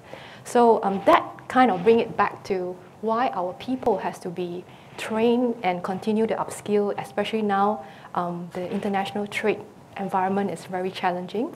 Getting trade compliance knowledge is important, and we have to make sure that whatever we declare is really, really true, and we maintain a good reputation as a Singapore product or Singapore export or re-export, so that our certificate of origin is well recognized. Yeah. High Commissioner Tyndall, we've had such a long history of free trade agreements, and of course our first one with New Zealand. I think now we've got something like 25 of them. 25, now we've got DEAs as well, these digital economy agreements as well, very exciting development that we're seeing in our digital world. Expanding networks, that's going to be so important. What can you say to some of the participants who may be watching now on how they can really leverage on free trade agreements to diversify? As Gautam was saying, we need to begin to think about diversifying our supply chains, sort of doing things a bit differently, but with this expanded network. Thanks, Dawn. And I think I just want to begin by saying that some of the disruptions we saw earlier this year, well, in fact, we started to see trade disruptions last year, even before. Things have definitely been exacerbated by the pandemic. And we're seeing around the world an uptick, a significant rise in subsidies, application of subsidies, other barriers to trade. There's a bit of a tendency on the part of governments to look inwards, to turn inwards and protect their own sectors, and it's fully understandable, but we should look back to history, look back to the Great Depression, where back in the 1930s, I guess nearly a century ago, the closing borders actually worsened the effect and the length of time of the Depression. The way we see it, opening trade and ensuring trade remains open is critical. It's going to be critical to all of us globally recovering our economies. So from the point of view of businesses, we can see at the moment that our trade is looking pretty good overall, but we can see there are going to be headwinds in the future, particularly as it's pretty difficult to access new markets or new customers on the basis of Zoom calls. So we do think that the network that's there, and in particular an agreement like the Digital Economy Partnership Agreement, the DEPA, provides the basis for particularly SMEs to overcome the challenges of scale and of distance in order to tap into new opportunities in markets. Equally, to make sure that they are able to trade in the most cost-effective and efficient way of doing so. If we can really set those norms and standards, as we intend to do through DEPA, for paperless trading, for e-invoicing, e-payments, digital identities, all of those things are really going to help with the sorts of outcomes that the panelists have all been talking about today, to leverage off the network that's there and to make sure that there is a kind of level playing field across the whole network of markets in terms of the conditions of market access and the basis for which trade, including digital trade, can take place. We've all been through a lot with COVID-19. We're already at the end of October. Part of the issue of doing business is that issue of travel and the issue of restrictions, movement restrictions, of quarantine and so on. So while I've got you here, High Commissioner, there is a question from a participant about the borders between Singapore and New Zealand. Singapore opened the border to New Zealand, no quarantine needed. Are there plans underway? Can you give us a hint as to whether New Zealand is going to reciprocate? Our COVID numbers are very low right now. We're crossing our fingers that it stays that way. I think we're all crossing our fingers on that score for sure. So New Zealand, we're blessed. It's either a blessing or a curse. We have a large moat around us, and unlike Singapore, there's about 2,000 kilometres to our nearest neighbour. That moat, if you like, has been the primary policy tool we've used to manage the COVID situation. We do know and have indicated that when things are safe, we are very open to looking at easing restrictions and opening borders. But our government has made it clear that the first cab off the rank needs to be Australia. So we are in talks with Australia. There isn't yet a travel bubble between our two countries, but once things are sorted there, I think the government will then be potentially in a situation where it can look a little bit further. And I can assure you that we at the High Commission are keeping very, very close eye on what is happening here with the COVID situation, how numbers are being managed, how it's looking particularly for community transmission, and making sure that we send very detailed reports back to Wellington to inform policy making. Okay, so whoever asked that question, watch this space. You heard it from the High Commissioner right there. So we do have lots of questions, as I mentioned earlier. Let me just quickly run through one of them here. All right, so Gautam, you mentioned this earlier, and also Jeffrey, about this issue of cargo, right? We know that some planes are actually being retrofitted so that they just carry cargo, or actually there are some, I think even SIA planes which are carrying some passengers and also cargo, making good use of whatever aviation we can at the moment. How can free trade agreements actually help improve logistics and air cargo with all of these pandemic restrictions as they are? Who'd like to jump in on that question? Maybe I'll take that. Yeah. This is about logistics. Yeah. So I think there are 2 points here that is important to examine. One is diversification, and one is actually a trusted hub. And on Begin's points, that it's actually about the trusted hub on top of the FTA networks that are really established by Singapore, which will help in this case to let the manufacturers, let the traders source for more options, and that's the network that's built behind. And with that network, what is going to happen for logistic players like us is to look for diversification in terms of building our own trusted hub as a network, rather than a single point as a warehouse or as a storage capacity. At the same time, connect all this trusted hub using different modes of transportation. Of course, Singapore has been well known for its air hub, sea hub. We are very good in that transportation mode. But because we are an island by itself, we are a city by itself, we didn't exploit much into the road transportation. And because of the logistic players like us involvement in G2G initiative, like the Chongqing Connectivity Initiative, we managed to participate in those land connectivity projects, in this region. And one of the things that we actually sort of piloted and sort of pushed forward is for the land border connection between the western part of China to Singapore. So we actually piloted a truck in the end of December 2018 that runs from Chongqing all the way to Singapore, crossing different countries in ASEAN. At the same time, also testing the ASEAN single window in terms of that ability to connect and transfer data.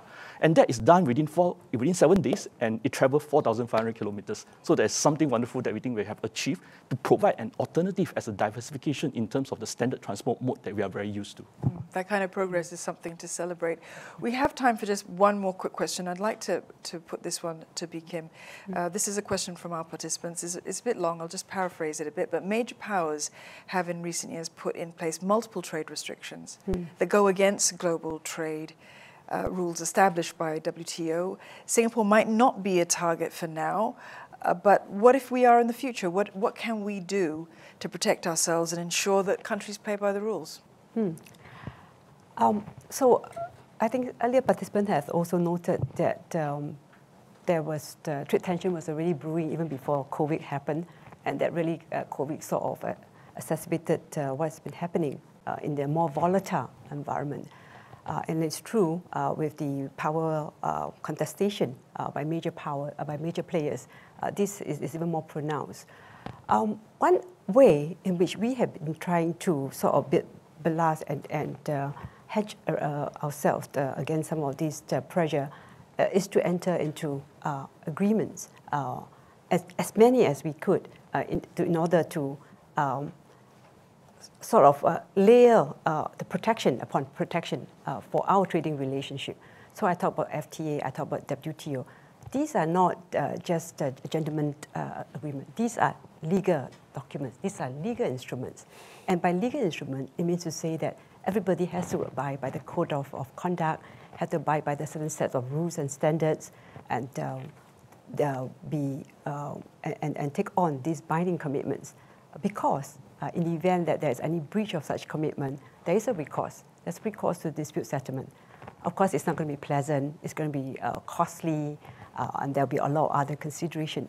But the point I want to make here is that we are not completely without any agency that we can take in the event that our trade interests are being impacted. Could I just add very, very quickly that on top of that legal basis, Singapore and New Zealand have, for example, tried to lead the way, show leadership, be kind of pathfinders. And just one example, back in March of this year with the pandemic, really creating those disruptions, our two trade ministers spoke and could see, the writing on the wall. Within 24 hours, they'd put out a joint ministerial statement committing to keep trade in essential goods open and restriction-free. And we used that as the basis for bringing more countries on board. 11. So it's not legal. So now there are 12 that have joined that ministerial statement. And it's that sort of thing, I think, that helps mutually support and buttress up the legal basis we've got internationally. High Commissioner, thank you very much for that. And with that, we have to wrap up this particular session. Thank you for your thoughts. It remains for me to thank my panelists for this first session, Kim, High Commissioner Tyndall, and Julia, Gautam, Jeffrey, thank you very much for that. Thank you. Thank you. Thank you. And so, everyone out there, we're down, but we are certainly not out of this. One of the great lessons of the COVID-19 pandemic has been the importance of resilience. How many times have you heard that particular word said today? Many. And even our own personal resilience. We've all been trudging through this for a long time now. Don't give up. What we have heard today is that we can move towards and benefit from making those supply chains more diverse, more flexible, and more integrated. They're not cast in stone. They can move. They're like living organisms almost. So those diversified supply chains, once more resilient, just think, you get more access to raw materials from different areas, multiple production locations perhaps, multiple warehouse hubs as well, different distribution channels. There's lots of potential there. And so smart firms are actually recognizing that getting that flexibility, getting to a point where you feel you have that flexibility and exploring perhaps alternative production possibilities, that may be part of the way forward. We've got to begin to think laterally, not just vertically, horizontally, but in every direction on this in order to get to those seamless solutions that we need. All right, so let's move on to panel 2 now. Time is marching along, and so is digital transformation, that familiar term that we've been hearing for quite a while now as Singapore moves towards smart nation status. COVID-19 just pushed us over the edge into the other landscape of the digital economy and advancing in that direction. Companies and employees are having to adapt and engage and transact remotely like never before. We were going cashless before. We're pretty much cashless now. Anybody signed a check recently? Not me, but we will. You remember those things? We will find out more about these agreements, these digital economy agreements. You've heard me mention them a couple of times. If you hadn't heard of them before, they are breaking new ground, and you're going to hear a lot more about them in the future, I can guarantee you, with many, many other countries, I'm sure, as our digital economy matures, as it matures. And so to discuss how businesses can advance with the digital economy, and according to some of my panelists from the previous panel, almost every business could go digital in one way or another. That's also something that the Minister Iswaran said earlier. My panelists today with me in this studio are, first of all, Mr. Saw Ken Wai. He's Chief Executive Officer, Crimson Logic. Ms. Kohli Na, Assistant Chief Executive, Strategic Planning and Digital Readiness at IMDA. Mr. Alpesh Patel, he's Partner, McKinsey & Company. Mr. Stephen Scully, Senior Trade and Investment Commissioner, Australian Trade and Investment Commission, Singapore. And last but not least, Mr. Lim Tek Yong, he's Head of Regional Operations and the People Team at Shopee. Welcome, everyone. Good to see you here today. It's like magic. You just appeared. One panel left, and you did this swap. This is the magic of the digital world, isn't it? All right, so let's start off by me asking you all to give us an overview, some remarks about our topic today, and let's start off with Mr. Saw. Oh, thanks, Don. I applaud and thank this opportunity to talk about free and open trade and how digital can help. I mean, the way you summed it up, like digital just happened. It's been happening for a long time. I think my company is a good showcase of that. We were formed over 30 years ago to bring transformation in trade in Singapore. We built the world's first single window, looking to see how technology can be used to exchange information. We went ahead to now run about 19 single windows around the world. And this concept of paperless trade, exchanging, reusing information seamlessly to move goods around the world, it's not novel. It's been there for the last 30 years, but it's taken a long, long time. And it'll still take a long time to happen because it's not a trivial process to answer. It's a conundrum because there's so many parties involved. You can get two governments to agree, but to implement takes time. And I think that's where the digital agreements actually help. It helps put the focus on sharing of information, helps put the focus on how to make the flow of information more transparent across the chain, and how to make things easier for goods to flow. Because the stopping point for goods flowing seamlessly is not the traffic, not the movement, but it's the information. You don't have the piece of paper, and paper is actually bad. But it takes a lot of time to remove that paper from the system. Thank you, Mr. Saw. Ms. Koh? Sure, thanks, Don. So I thought I would spend a couple of minutes to give an overview of the digital economy agreements, since that's something that we've been talking about across both panels. And I will explain the why, the what, as well as where are we at right in the digital economy agreements. So why? I think I don't need to reiterate the point that with things going digital, basically there's great opportunity for businesses in the digital economy. And one of the features of digital is really this feature of being able to transcend borders, geographical boundaries. And so because of the promise of digital, enterprises now can access partners, suppliers, markets internationally a lot more easily. And so for Singapore as a country, what do we then need to put in place to make sure that we remain open and digitally connected with the rest of the world in order for the businesses then to be able to transact across borders quite easily? And this was the whole premise for us starting on this journey of the digital economy agreements. So what do I mean when I say digitally connected to the world? Of course, at the foundational layer, there is always that telecom infrastructure. Right? Without the cables, things cannot flow across borders. But building on top of that, we started to see that there are many building blocks if a business in one country wants to transact with another in another country. So simple things like, can your data flow easily across borders, right? Does the other country have rules on data localization that prevent data from coming out so that you can aggregate and analyze your regional data together? Can your payments flow across borders? What are the standards on the other side? What are the standards on this side? Can your identity, your invoices, all these different building blocks of what you need to do to transact with your partners overseas, right? Can these things flow in as low a barrier as possible across borders? And this is the why, right?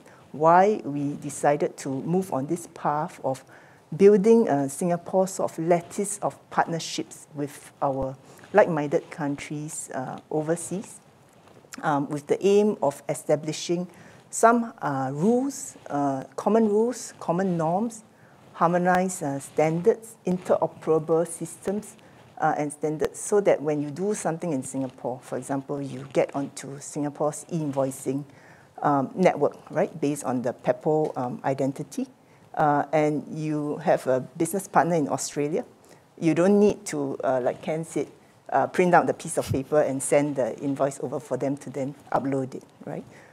You can just send it through the PEPO network. It will be converted to an interoperable format, passed across, and it just goes across as one bit in the submarine cable.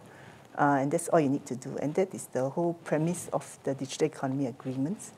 And this is really a pathfinding kind of an approach, because these areas are new to countries. Even for Singapore, a lot of the building blocks are also relatively new to us. And that's why when we approach this with like-minded partners, we take a very pathfinding approach. Let's co-create the provisions together. And beyond that, right, what are the projects, what are the business projects that we can bring in to help the agreements come to life, right, to demonstrate that it is possible, right? If we harmonize in this way, if we recognize each other's standards in this way, actually for the business, right, it is possible to do things faster, cheaper, and better. And that is what we want to achieve at the end for businesses. Today, we have agreements with Chile, New Zealand, and Australia. And we have also started negotiations with Korea on digital economy agreements. So we do hope to do a lot more in this respect. Ms. Koh, thank you very much. Mr. Alpesh Patel? Well, good morning. A very pleasure to be in this panel. So a couple of remarks that I would have on digital trade trends and then potential opportunities. The first one, when we look at global trade flows, I think it wouldn't be a surprise to say that these are undergoing quite big changes. If we think about the global flows of goods, the intensity is decreasing, has decreased from 28 to 22% between 2007 and 2017. At the same time, we see that the trade of services has increased 60% faster than the trade of goods, and digital is a very big portion of that. That's even before accounting for additional elements that would actually make the trade of services, currently at 5 trillion, even bigger than what it is now, as the trade of goods includes elements like R&D, elements of services that are actually embedded and not accounted for. So actually, this is quite important, right? So that's the backdrop, and that was even before COVID-19. And if we see what the crisis has brought, is actually a 3x, 4x acceleration of this, because digitization has taken space across industries. If I take the B2C side, of course, with consumers at home changing habits, there has been an obligation to adapt, and the rise of e-commerce and other services, of course, has come. What we see is that this is not going to go anywhere. It's going to stick, and why it's going to stick, it's because some of the habits have been ingrained and actually consumers have felt that this is more convenient than the way that they were consuming before, right? So on the front end side, quite a lot of the changes that we've seen that could have taken place in 10 years have taken place in a few months and are going to stay. If we look on the back end side, well, data analytics are being used to try and optimize companies' supply chains, companies' in operations and working environment, right? So that is what COVID has brought, so an even bigger impact on the digital trade flow. If I then go to the third remark, which is what what are the opportunities that stem from that? I think when it comes to Singapore can play a couple of roles. The first one is, well, it can play in the digital game. Singaporean companies are digitizing and have a role to play. I think we'll hear more later on in the various industries to be at the forefront. Second, they can be the enablers. By that, Singapore is ahead in many industries. If I take manufacturing, one of the industries I follow, in particular on Industry 4.0, a lot of transformations are taking place in Singapore that could benefit the rest of the region. So as an enabler, it has a role to play, and there is an opportunity for companies. Third, if we look at the role that digital can play in further increasing the trade of goods, there is again a role to play here, right? So e-commerce platforms, of course, can contribute from roughly 1 trillion of flows today to 2 trillion by 2030, so there could be a role there. In addition, there is a role to be played in facilitating the trades and reducing the costs, reducing the time. And that's where services such as Logistics 4.0, IoT to track the goods, and platforms that allow the exchange of information, as mentioned earlier, are really key opportunities. Mr. Alpesh Patel, thank you very much for that. Mr. Stephen Scully. Hi.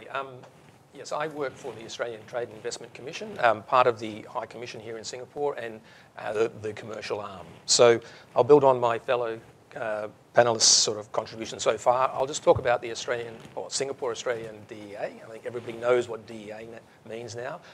In terms of where we've come from, what's the current status, and what are the opportunities going forward? It's interesting, we heard this morning that Singapore has 25 FTAs. Australia was one of the earlier ones in 2003, and that established a platform where goods could be imported between Australia and New Zealand with no tariffs, and there was sort of certain service sectors that were also facilitated. Interestingly enough, financial services was not one of them. Now, since then, Australia and Singapore have really forged very close government-to-government connections and also very strong commercial connections. And the Comprehensive Strategic Partnership was signed about 4 years ago. And building on Dawn's point earlier about the 4 pillars then, did not include digital. And, and as part of that 4-pillar process around smart nations that Singapore had, we worked with the IMDA on some trade missions to and from Australia and produced commercial outcomes that resulted from that agreement. We're optimistic those will come out of the DEA with that has been signed. So the current status of that is it was signed, and of course it was done virtually with COVID, so that befits signing a DEA, and so Prime Ministers from both countries and the Trade Ministers did that in August. It still has to be ratified by the Australian Parliament, but that is to take place by the end of the year. I think as other people have mentioned, it is really a modernisation of the old FTAs, because when those FTAs were put in place, the whole digital economy had not really sunk in, and I think people were feeling even before COVID that we weren't maximising the opportunity that the advances in digital were really presenting to us. So the Singapore-Australia DEA will focus around 7 MOUs. Most of those are linked to facilitating greater and freer trade. So things like e-invoicing, e-certification, e-payments. It'll be also data protection, and consumer rights will be highlighted as well.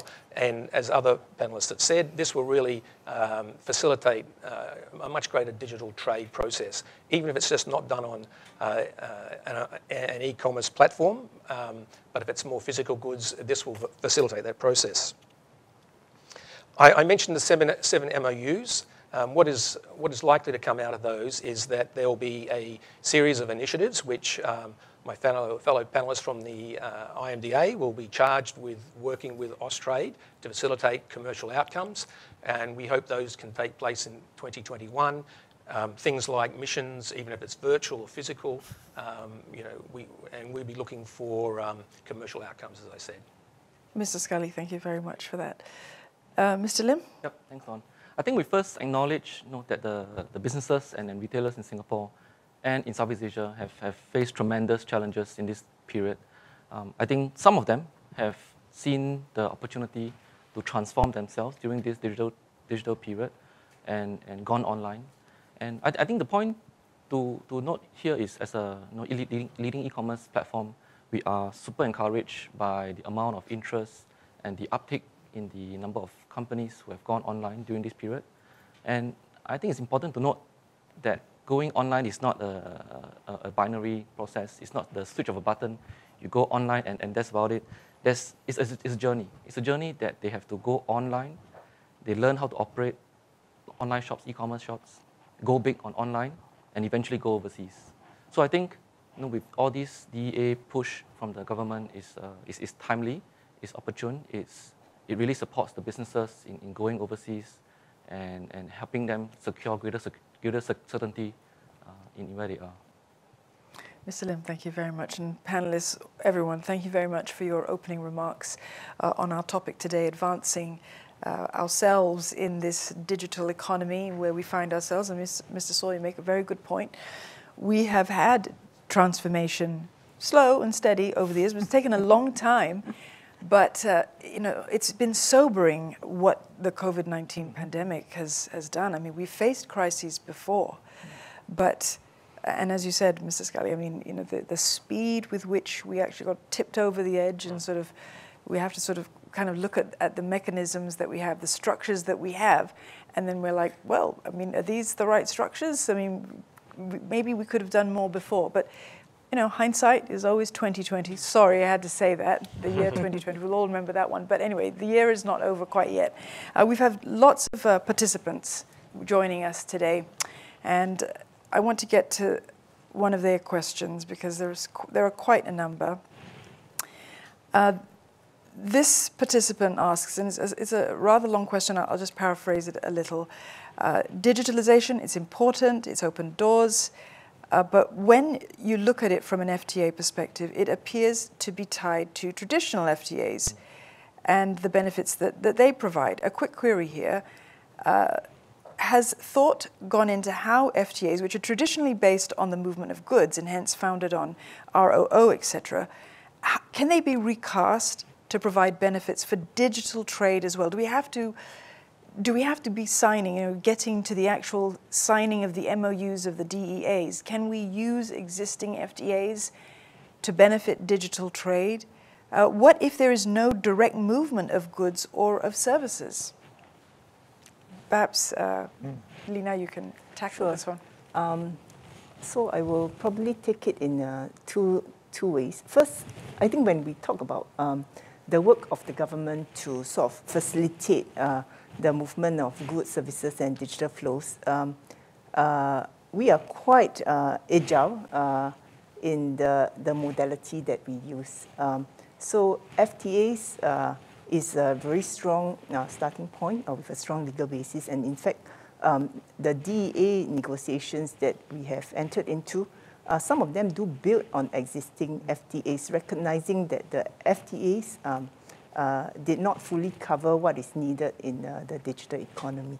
But outside of this FTA, DEA construct, actually, IMDA, many other agencies do enter into partnerships with our counterparts in other countries to try to just facilitate the movement of data, of goods and services. So I'll give an example of Asean, for example. That is where we have also started to advocate for common or more harmonized data sharing mechanisms across ASEAN. That sits outside of a DEA at the moment, but at the platforms that we have available to government, those will be the platforms that we use to advocate all in the same direction of trying to facilitate flows. And what are these flows? Like you mentioned, of course, there is the traditional world of just flowing goods. Right? I think Ken also alluded to it earlier. When you flow goods, actually there is a digital flow that can accompany that good, right? So when the item flows across, today you have to send your bill of lading over, right? Use the plane to fly it over, fly a piece of paper over, your certificate of origins, right? All the other documents that come with that good. Actually, tomorrow, what we are hoping to achieve is digitalize all these accompanying documentation, right, money flows, constructs, and use digital collaborations internationally to then help them to move faster, with a much lower barrier of entry, and actually, to be frank, also a much lower error rate, right, when you can digitize and send it across without too much sort of different steps in the middle. So that is how we generally will approach this objective of really trying to just keep Singapore as open and interconnected in the digital realm as possible. Could I add a bit? Yes. The sharing of information, it's not technology. Technology does it very, very easily. It is the regime. So if I'm prepared to share information electronically, if the other side says I need a piece of paper, somebody still got to print it out. And you see the chop. So I think that's where the efforts of the DA is important. You say there is an alternative way. And you need to get two sides to say, I can work in a truly digital environment. Then it works. That agility that Lina was describing there, it is important. We have more questions on this issue of technology and the use of data, because personal data, the use of data, sharing of data, that's a very big issue and a concern for some of our participants out there. So I want to get to this question, and maybe I'll just say that I'm going to throw this one to Alpesh. With the growing attention and controversy even of the use of personal data by the new generation, we've got so much on social media. I mean, we're all data points anyway, aren't we? Whether we like it or not, whether we know it or not, we've been kind of reduced to that. This person is asking, how are we going to enable ourselves to better position ourselves to take advantage of that growth, right, as we share this data? We've had a focus on cybersecurity upskilling in past years. Are we going to have more support and recognition to be able to grow personal data protection? I mean, how important is it for us?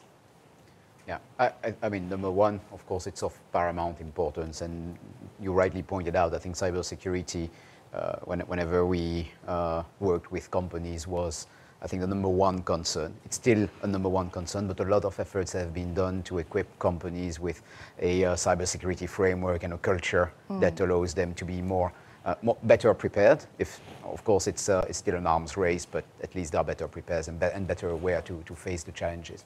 When it comes to data, I think everyone and every company sees the value. I think also they see the limitation, dependent on the sector and dependent on how, what types of data are being used, and especially if we look at personal data, the health sector, the healthcare sector is one that stands to benefit the most from a harmonization and clarifications in terms of data protection. Because the main, and I think here we are still in very early days, so there is some basic protection for sure. I think that until there is a real framework and agreement that goes down to levels of details that are actually pertaining to each individual industry and sometimes to individual use cases, this will still take a little bit of time for companies to truly harness the opportunity. And maybe the way to get it started then is typically more to work on a national level first. There are a lot of opportunities, or we call digital enablers, that again can accelerate as a result of the COVID-19 crisis when it comes to telehealth, when it comes to actually the sharing of data to retail, and that data can be geotagging data and so on and so forth. So this can maybe first be worked on at a national level to create those new opportunities and new use cases in the industry, and then see how it can, showing that template of success, how it can work then in bilaterals and then potentially regional agreements. One of the, I'm going to use the word benefit, but I can't, I can't find too many benefits about COVID-19, I'll be really frank. But one of them has been that, we surprised ourselves at how quickly we could pivot, how quickly we could sort of make agreements with each other and sort of change the way we think. Things that we thought were set in stone suddenly, hey, you know, let's scrub all that out and let's do things a bit differently. And one of them was remotely engaging as well. So, Tae Yong, I want to get your opinion on this one, because this is a question that many of our participants have about businesses being able to adapt to engage remotely through these digital platforms. That's one of the most frequent questions that we've been getting. Share with us your experience about how, you know, SMEs can actually sort of leverage on these DEAs. Yeah, so I think that we've seen many successful cases where the SMEs in Singapore and Southeast Asia have transformed themselves during this period as they move from commerce to e-commerce. I think there are many things that don't change. The art of selling, the art of knowing your customers. These things don't change, but how you do it has changed quite a lot. So as I mentioned earlier, I think the setting up your online shop is really the first step. How you engage your users, how you position your products, you know, the product place, price, you know, all the 4 Ps of marketing, all those still applies, but in an online context. So how do you, take a nice photo of your product against a nice backdrop? How do you price it right? How do you engage your users through live stream, for example? How do you engage your users through games, for example? And all those require our SMEs to relearn how they operate, relearn their businesses, train their staff to operate in the online world, and be prepared to engage a wider audience. A wider audience who may not be, it's not based on footfall anymore. It's based on online clicks. It's a 24/7 shop. You have to attend to them even when they ask you questions at night. So I think for SMEs and businesses who are able to adapt to all these changes, they will do very well. They'll do very well, and they would exceed even their online, their retail store sales during this period. There are some who are still hesitant in doing so. There's still some obstacle, some barrier. Tae Yong, what's behind that hesitance, though? What have you seen? Yeah, so I always say, let's not waste this crisis. Once this crisis is over, once shops open, once we go into phase 3, phase 4, footfall returns. Footfall returns, the retail shops will think, oh, life is back to normal. I can depend on this shop once again. I don't need the online shop anymore. And that's where I think the concern is that we don't make use of this time to transform what you do, to open up 2 channels, both online and offline, that I fall back to what I know and not learn the new way of doing business. And that's something that we have been trying to work with IMDA and ESG to try to convince our businesses that this is the time, this will be the future of how you operate, this must be the way you operate in future, that there's no other way. It's not, you don't do this only for now, do this forever. This is how you should operate going forward. This can be your 50%, 2/3 of your income stream in future. And some businesses actually, they realize this, they realize I don't need to pay rental anymore. I can redeploy my staff, my labor costs can be trained to do other things. They train their staff to do live stream. So that's all very different skills, but live stream, if you think about it, is the same as selling to customers in shop, except that you're selling to a camera and to a wider audience. At any one time, you can reach out to 100, 200, 1,000 users as opposed to doing it in shop. So all this, I think, requires a lot of mindset change. I think for the businesses, they have to click and say, okay, I will do it, and I will persevere, I will get it done. And help will come. Help from the government agencies, from online platforms, and fellow sellers. I think there's a huge seller community. If you listen to their success stories, you feel encouraged as well. That the first month or 2 will be tough, will be challenging, but it's not an option anymore. You have to go online.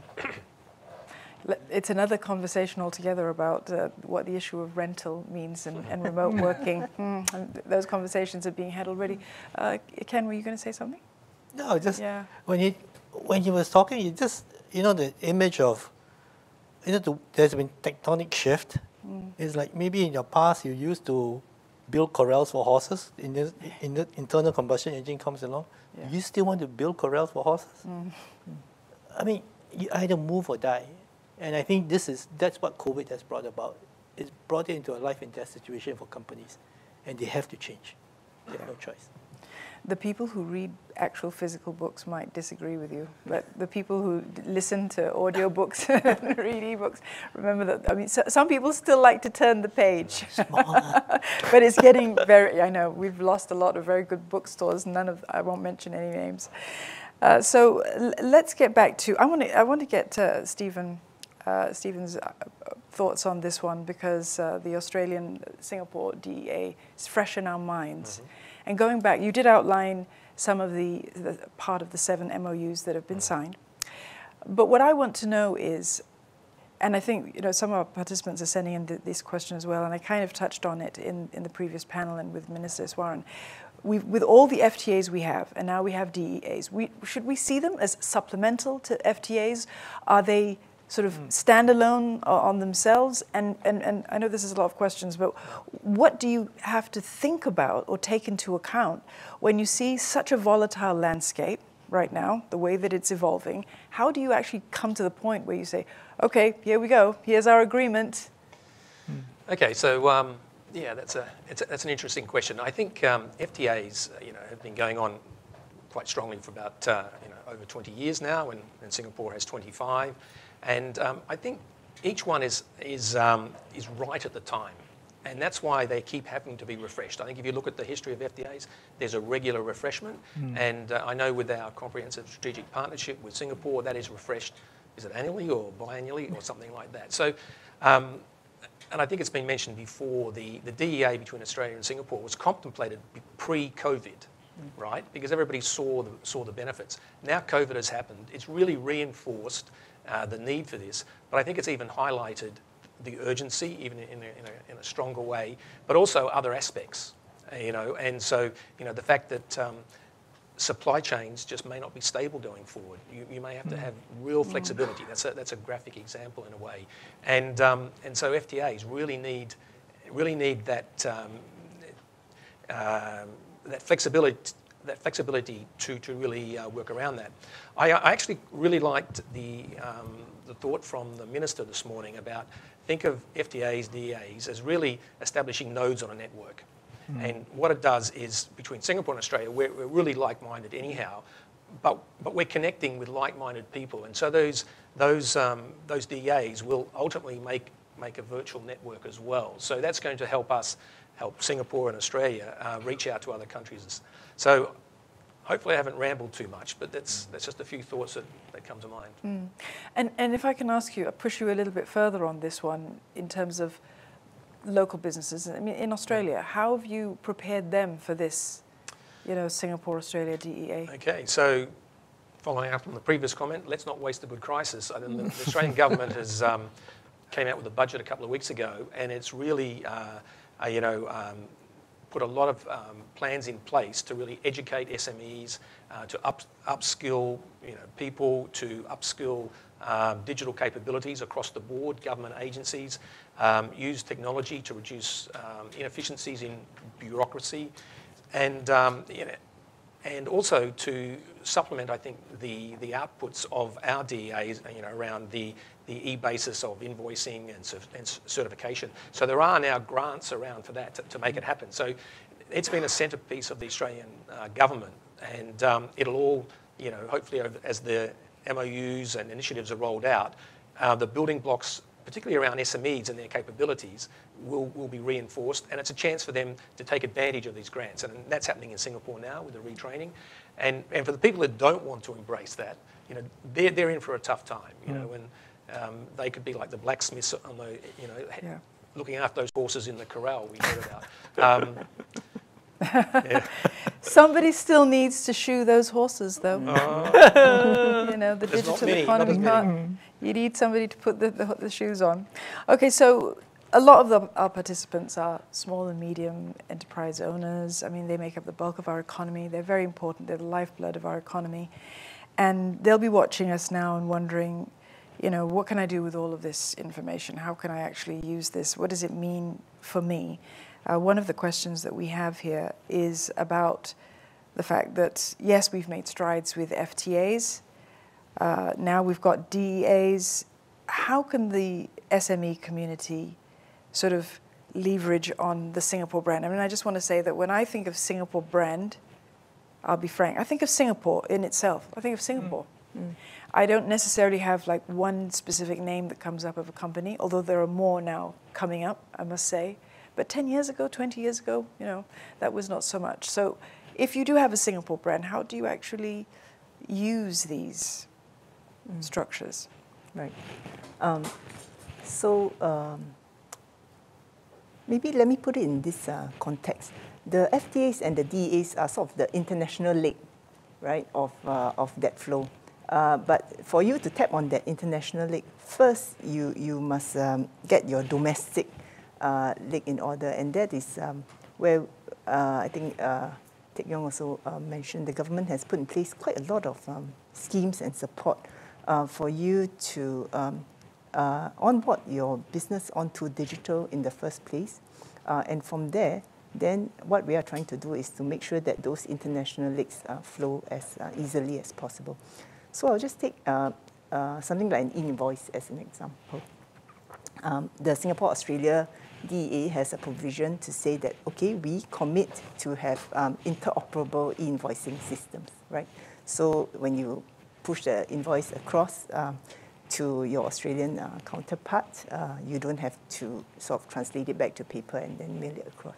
But for you to even get on board e-invoicing, you do need to take a step, right? Either talk to your accounting software company or your own enterprise IT and integrate that PEPO ID into your invoicing system in the first place. And there are lots of support structures, grants available to help you to do that.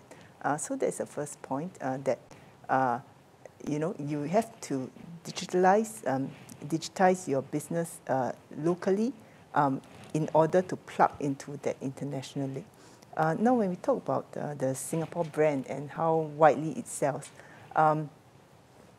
at least from our perspective, talking to government counterparts and business counterparts overseas, the Singapore brand is a very strong brand. And there is a lot of credibility when we come in to say that, you know, we want to harmonize rules, standards, governance frameworks. I think that is where Singapore is very well regarded. To say that, you know, if I put a data protection trust mark, for example, on a company in Singapore, right, you can consider accepting it as something that is compliant with your domestic standard because I have done the necessary checks, we have gone through the process and so on. So these are the kinds of things that we are trying to put in place, leveraging precisely on this Singapore brand, and also the very strong international linkages that we already have built across the years with our counterparts. Can I add to that? So, yes. Can I connect to that? So I fully agree. I think the Made in Singapore brand is something that we're all very proud of. And I think we have a few very successful local brands that we have, and they have gone out, they ventured overseas and set up, you know, presence in ASEAN and globally. But I think the SME viewers would think it is really quite challenging. If they were to do it, it's very challenging for them to venture out to Southeast Asia, not to mention, you know, further abroad. But the opportunity is there. So there's an opportunity and a reality. The opportunity is ASEAN is huge. It's a 600 million population market, is huge. All of them, I think most of the SMEs want to tap onto this market. They know the domestic market is small. They must do well here in order to venture out. But they realize the ASEAN market is huge. But they find it challenging because their resources are not as strong to find the reliable distributors, the channels to sell overseas, and to clear customs and all this. So it's tough. The reality is, and I think digital offers a tremendous opportunity for them to do so. I think platforms like us, we offer the e-commerce, you know, possibilities in those markets. We are now in the process of integrating the different markets so that you can sell across to Malaysia, Indonesia. But the reality is, I think the local brands would first need to embrace digital in Singapore first. So the reality is, do well here, understand how you can operate in Singapore, and then from here, you can really then send and export your products overseas. But in the past, it's a lot harder. You have to set up shops, establish distribution network. But now, it's a bit easier with digital, but they have to take the first step. digitalization is a pathway, really, isn't it? It's a conduit to all the possibilities that you can actually tap onto. I wanted to get to this point about what you were saying, Tae-Yong. Yes, businesses, they might have some insecurity, they might wonder whether they can make it. I mean, it's down to belief in and knowledge of one's strengths as well. So some companies, interestingly, I mean, small companies, they may not know what their strengths are. They may not know exactly how to tap into their strengths to be able to then use them or more efficiently and so on. Because I always think at the end of all of this, the logistics, the tech, everything, there are your customers, there are people, human beings on the other side who want connection, who want to be able to trust you, right? I was talking to Dr. Thomas Becker from BMW, he's head of sustainability there. And he managed to, not he singularly, but the company during the COVID-19 pandemic managed to convince their customers to buy BMWs from a digital showroom. Okay, so, no, not even go, now, I mean, their showroom is open, everyone. If you're in Singapore, Performance Motors is definitely open. But, they see a future of a digital showroom. It's perfectly fine, but that rests on trust. It rests on this ability to have this connection with your customer.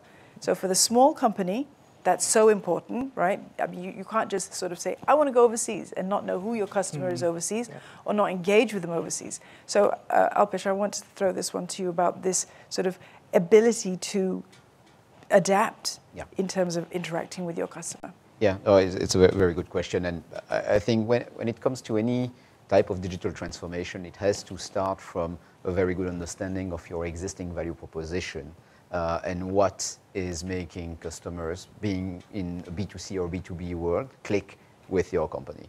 The second element is, well, you need to build a strategy, but that is easier said than done. It's a high-level world.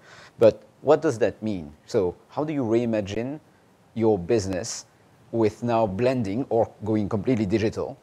How is it going to look like? How are you going to interact with those customers in such a way that your known value proposition gets reinforced, gets maintained or gets reinforced, and you are able to build on other elements? And actually, having that vision is probably the first and toughest exercise for any company, and also quite tough, of course, when you're an SME. Do you think that you have the time to do that? But there is basically no choice. You have to do this. You have to have that vision, because even as a small and medium company, you'll need to rally your organization behind you, and your resources are limited. So people need to understand where you are going. So that really is number one.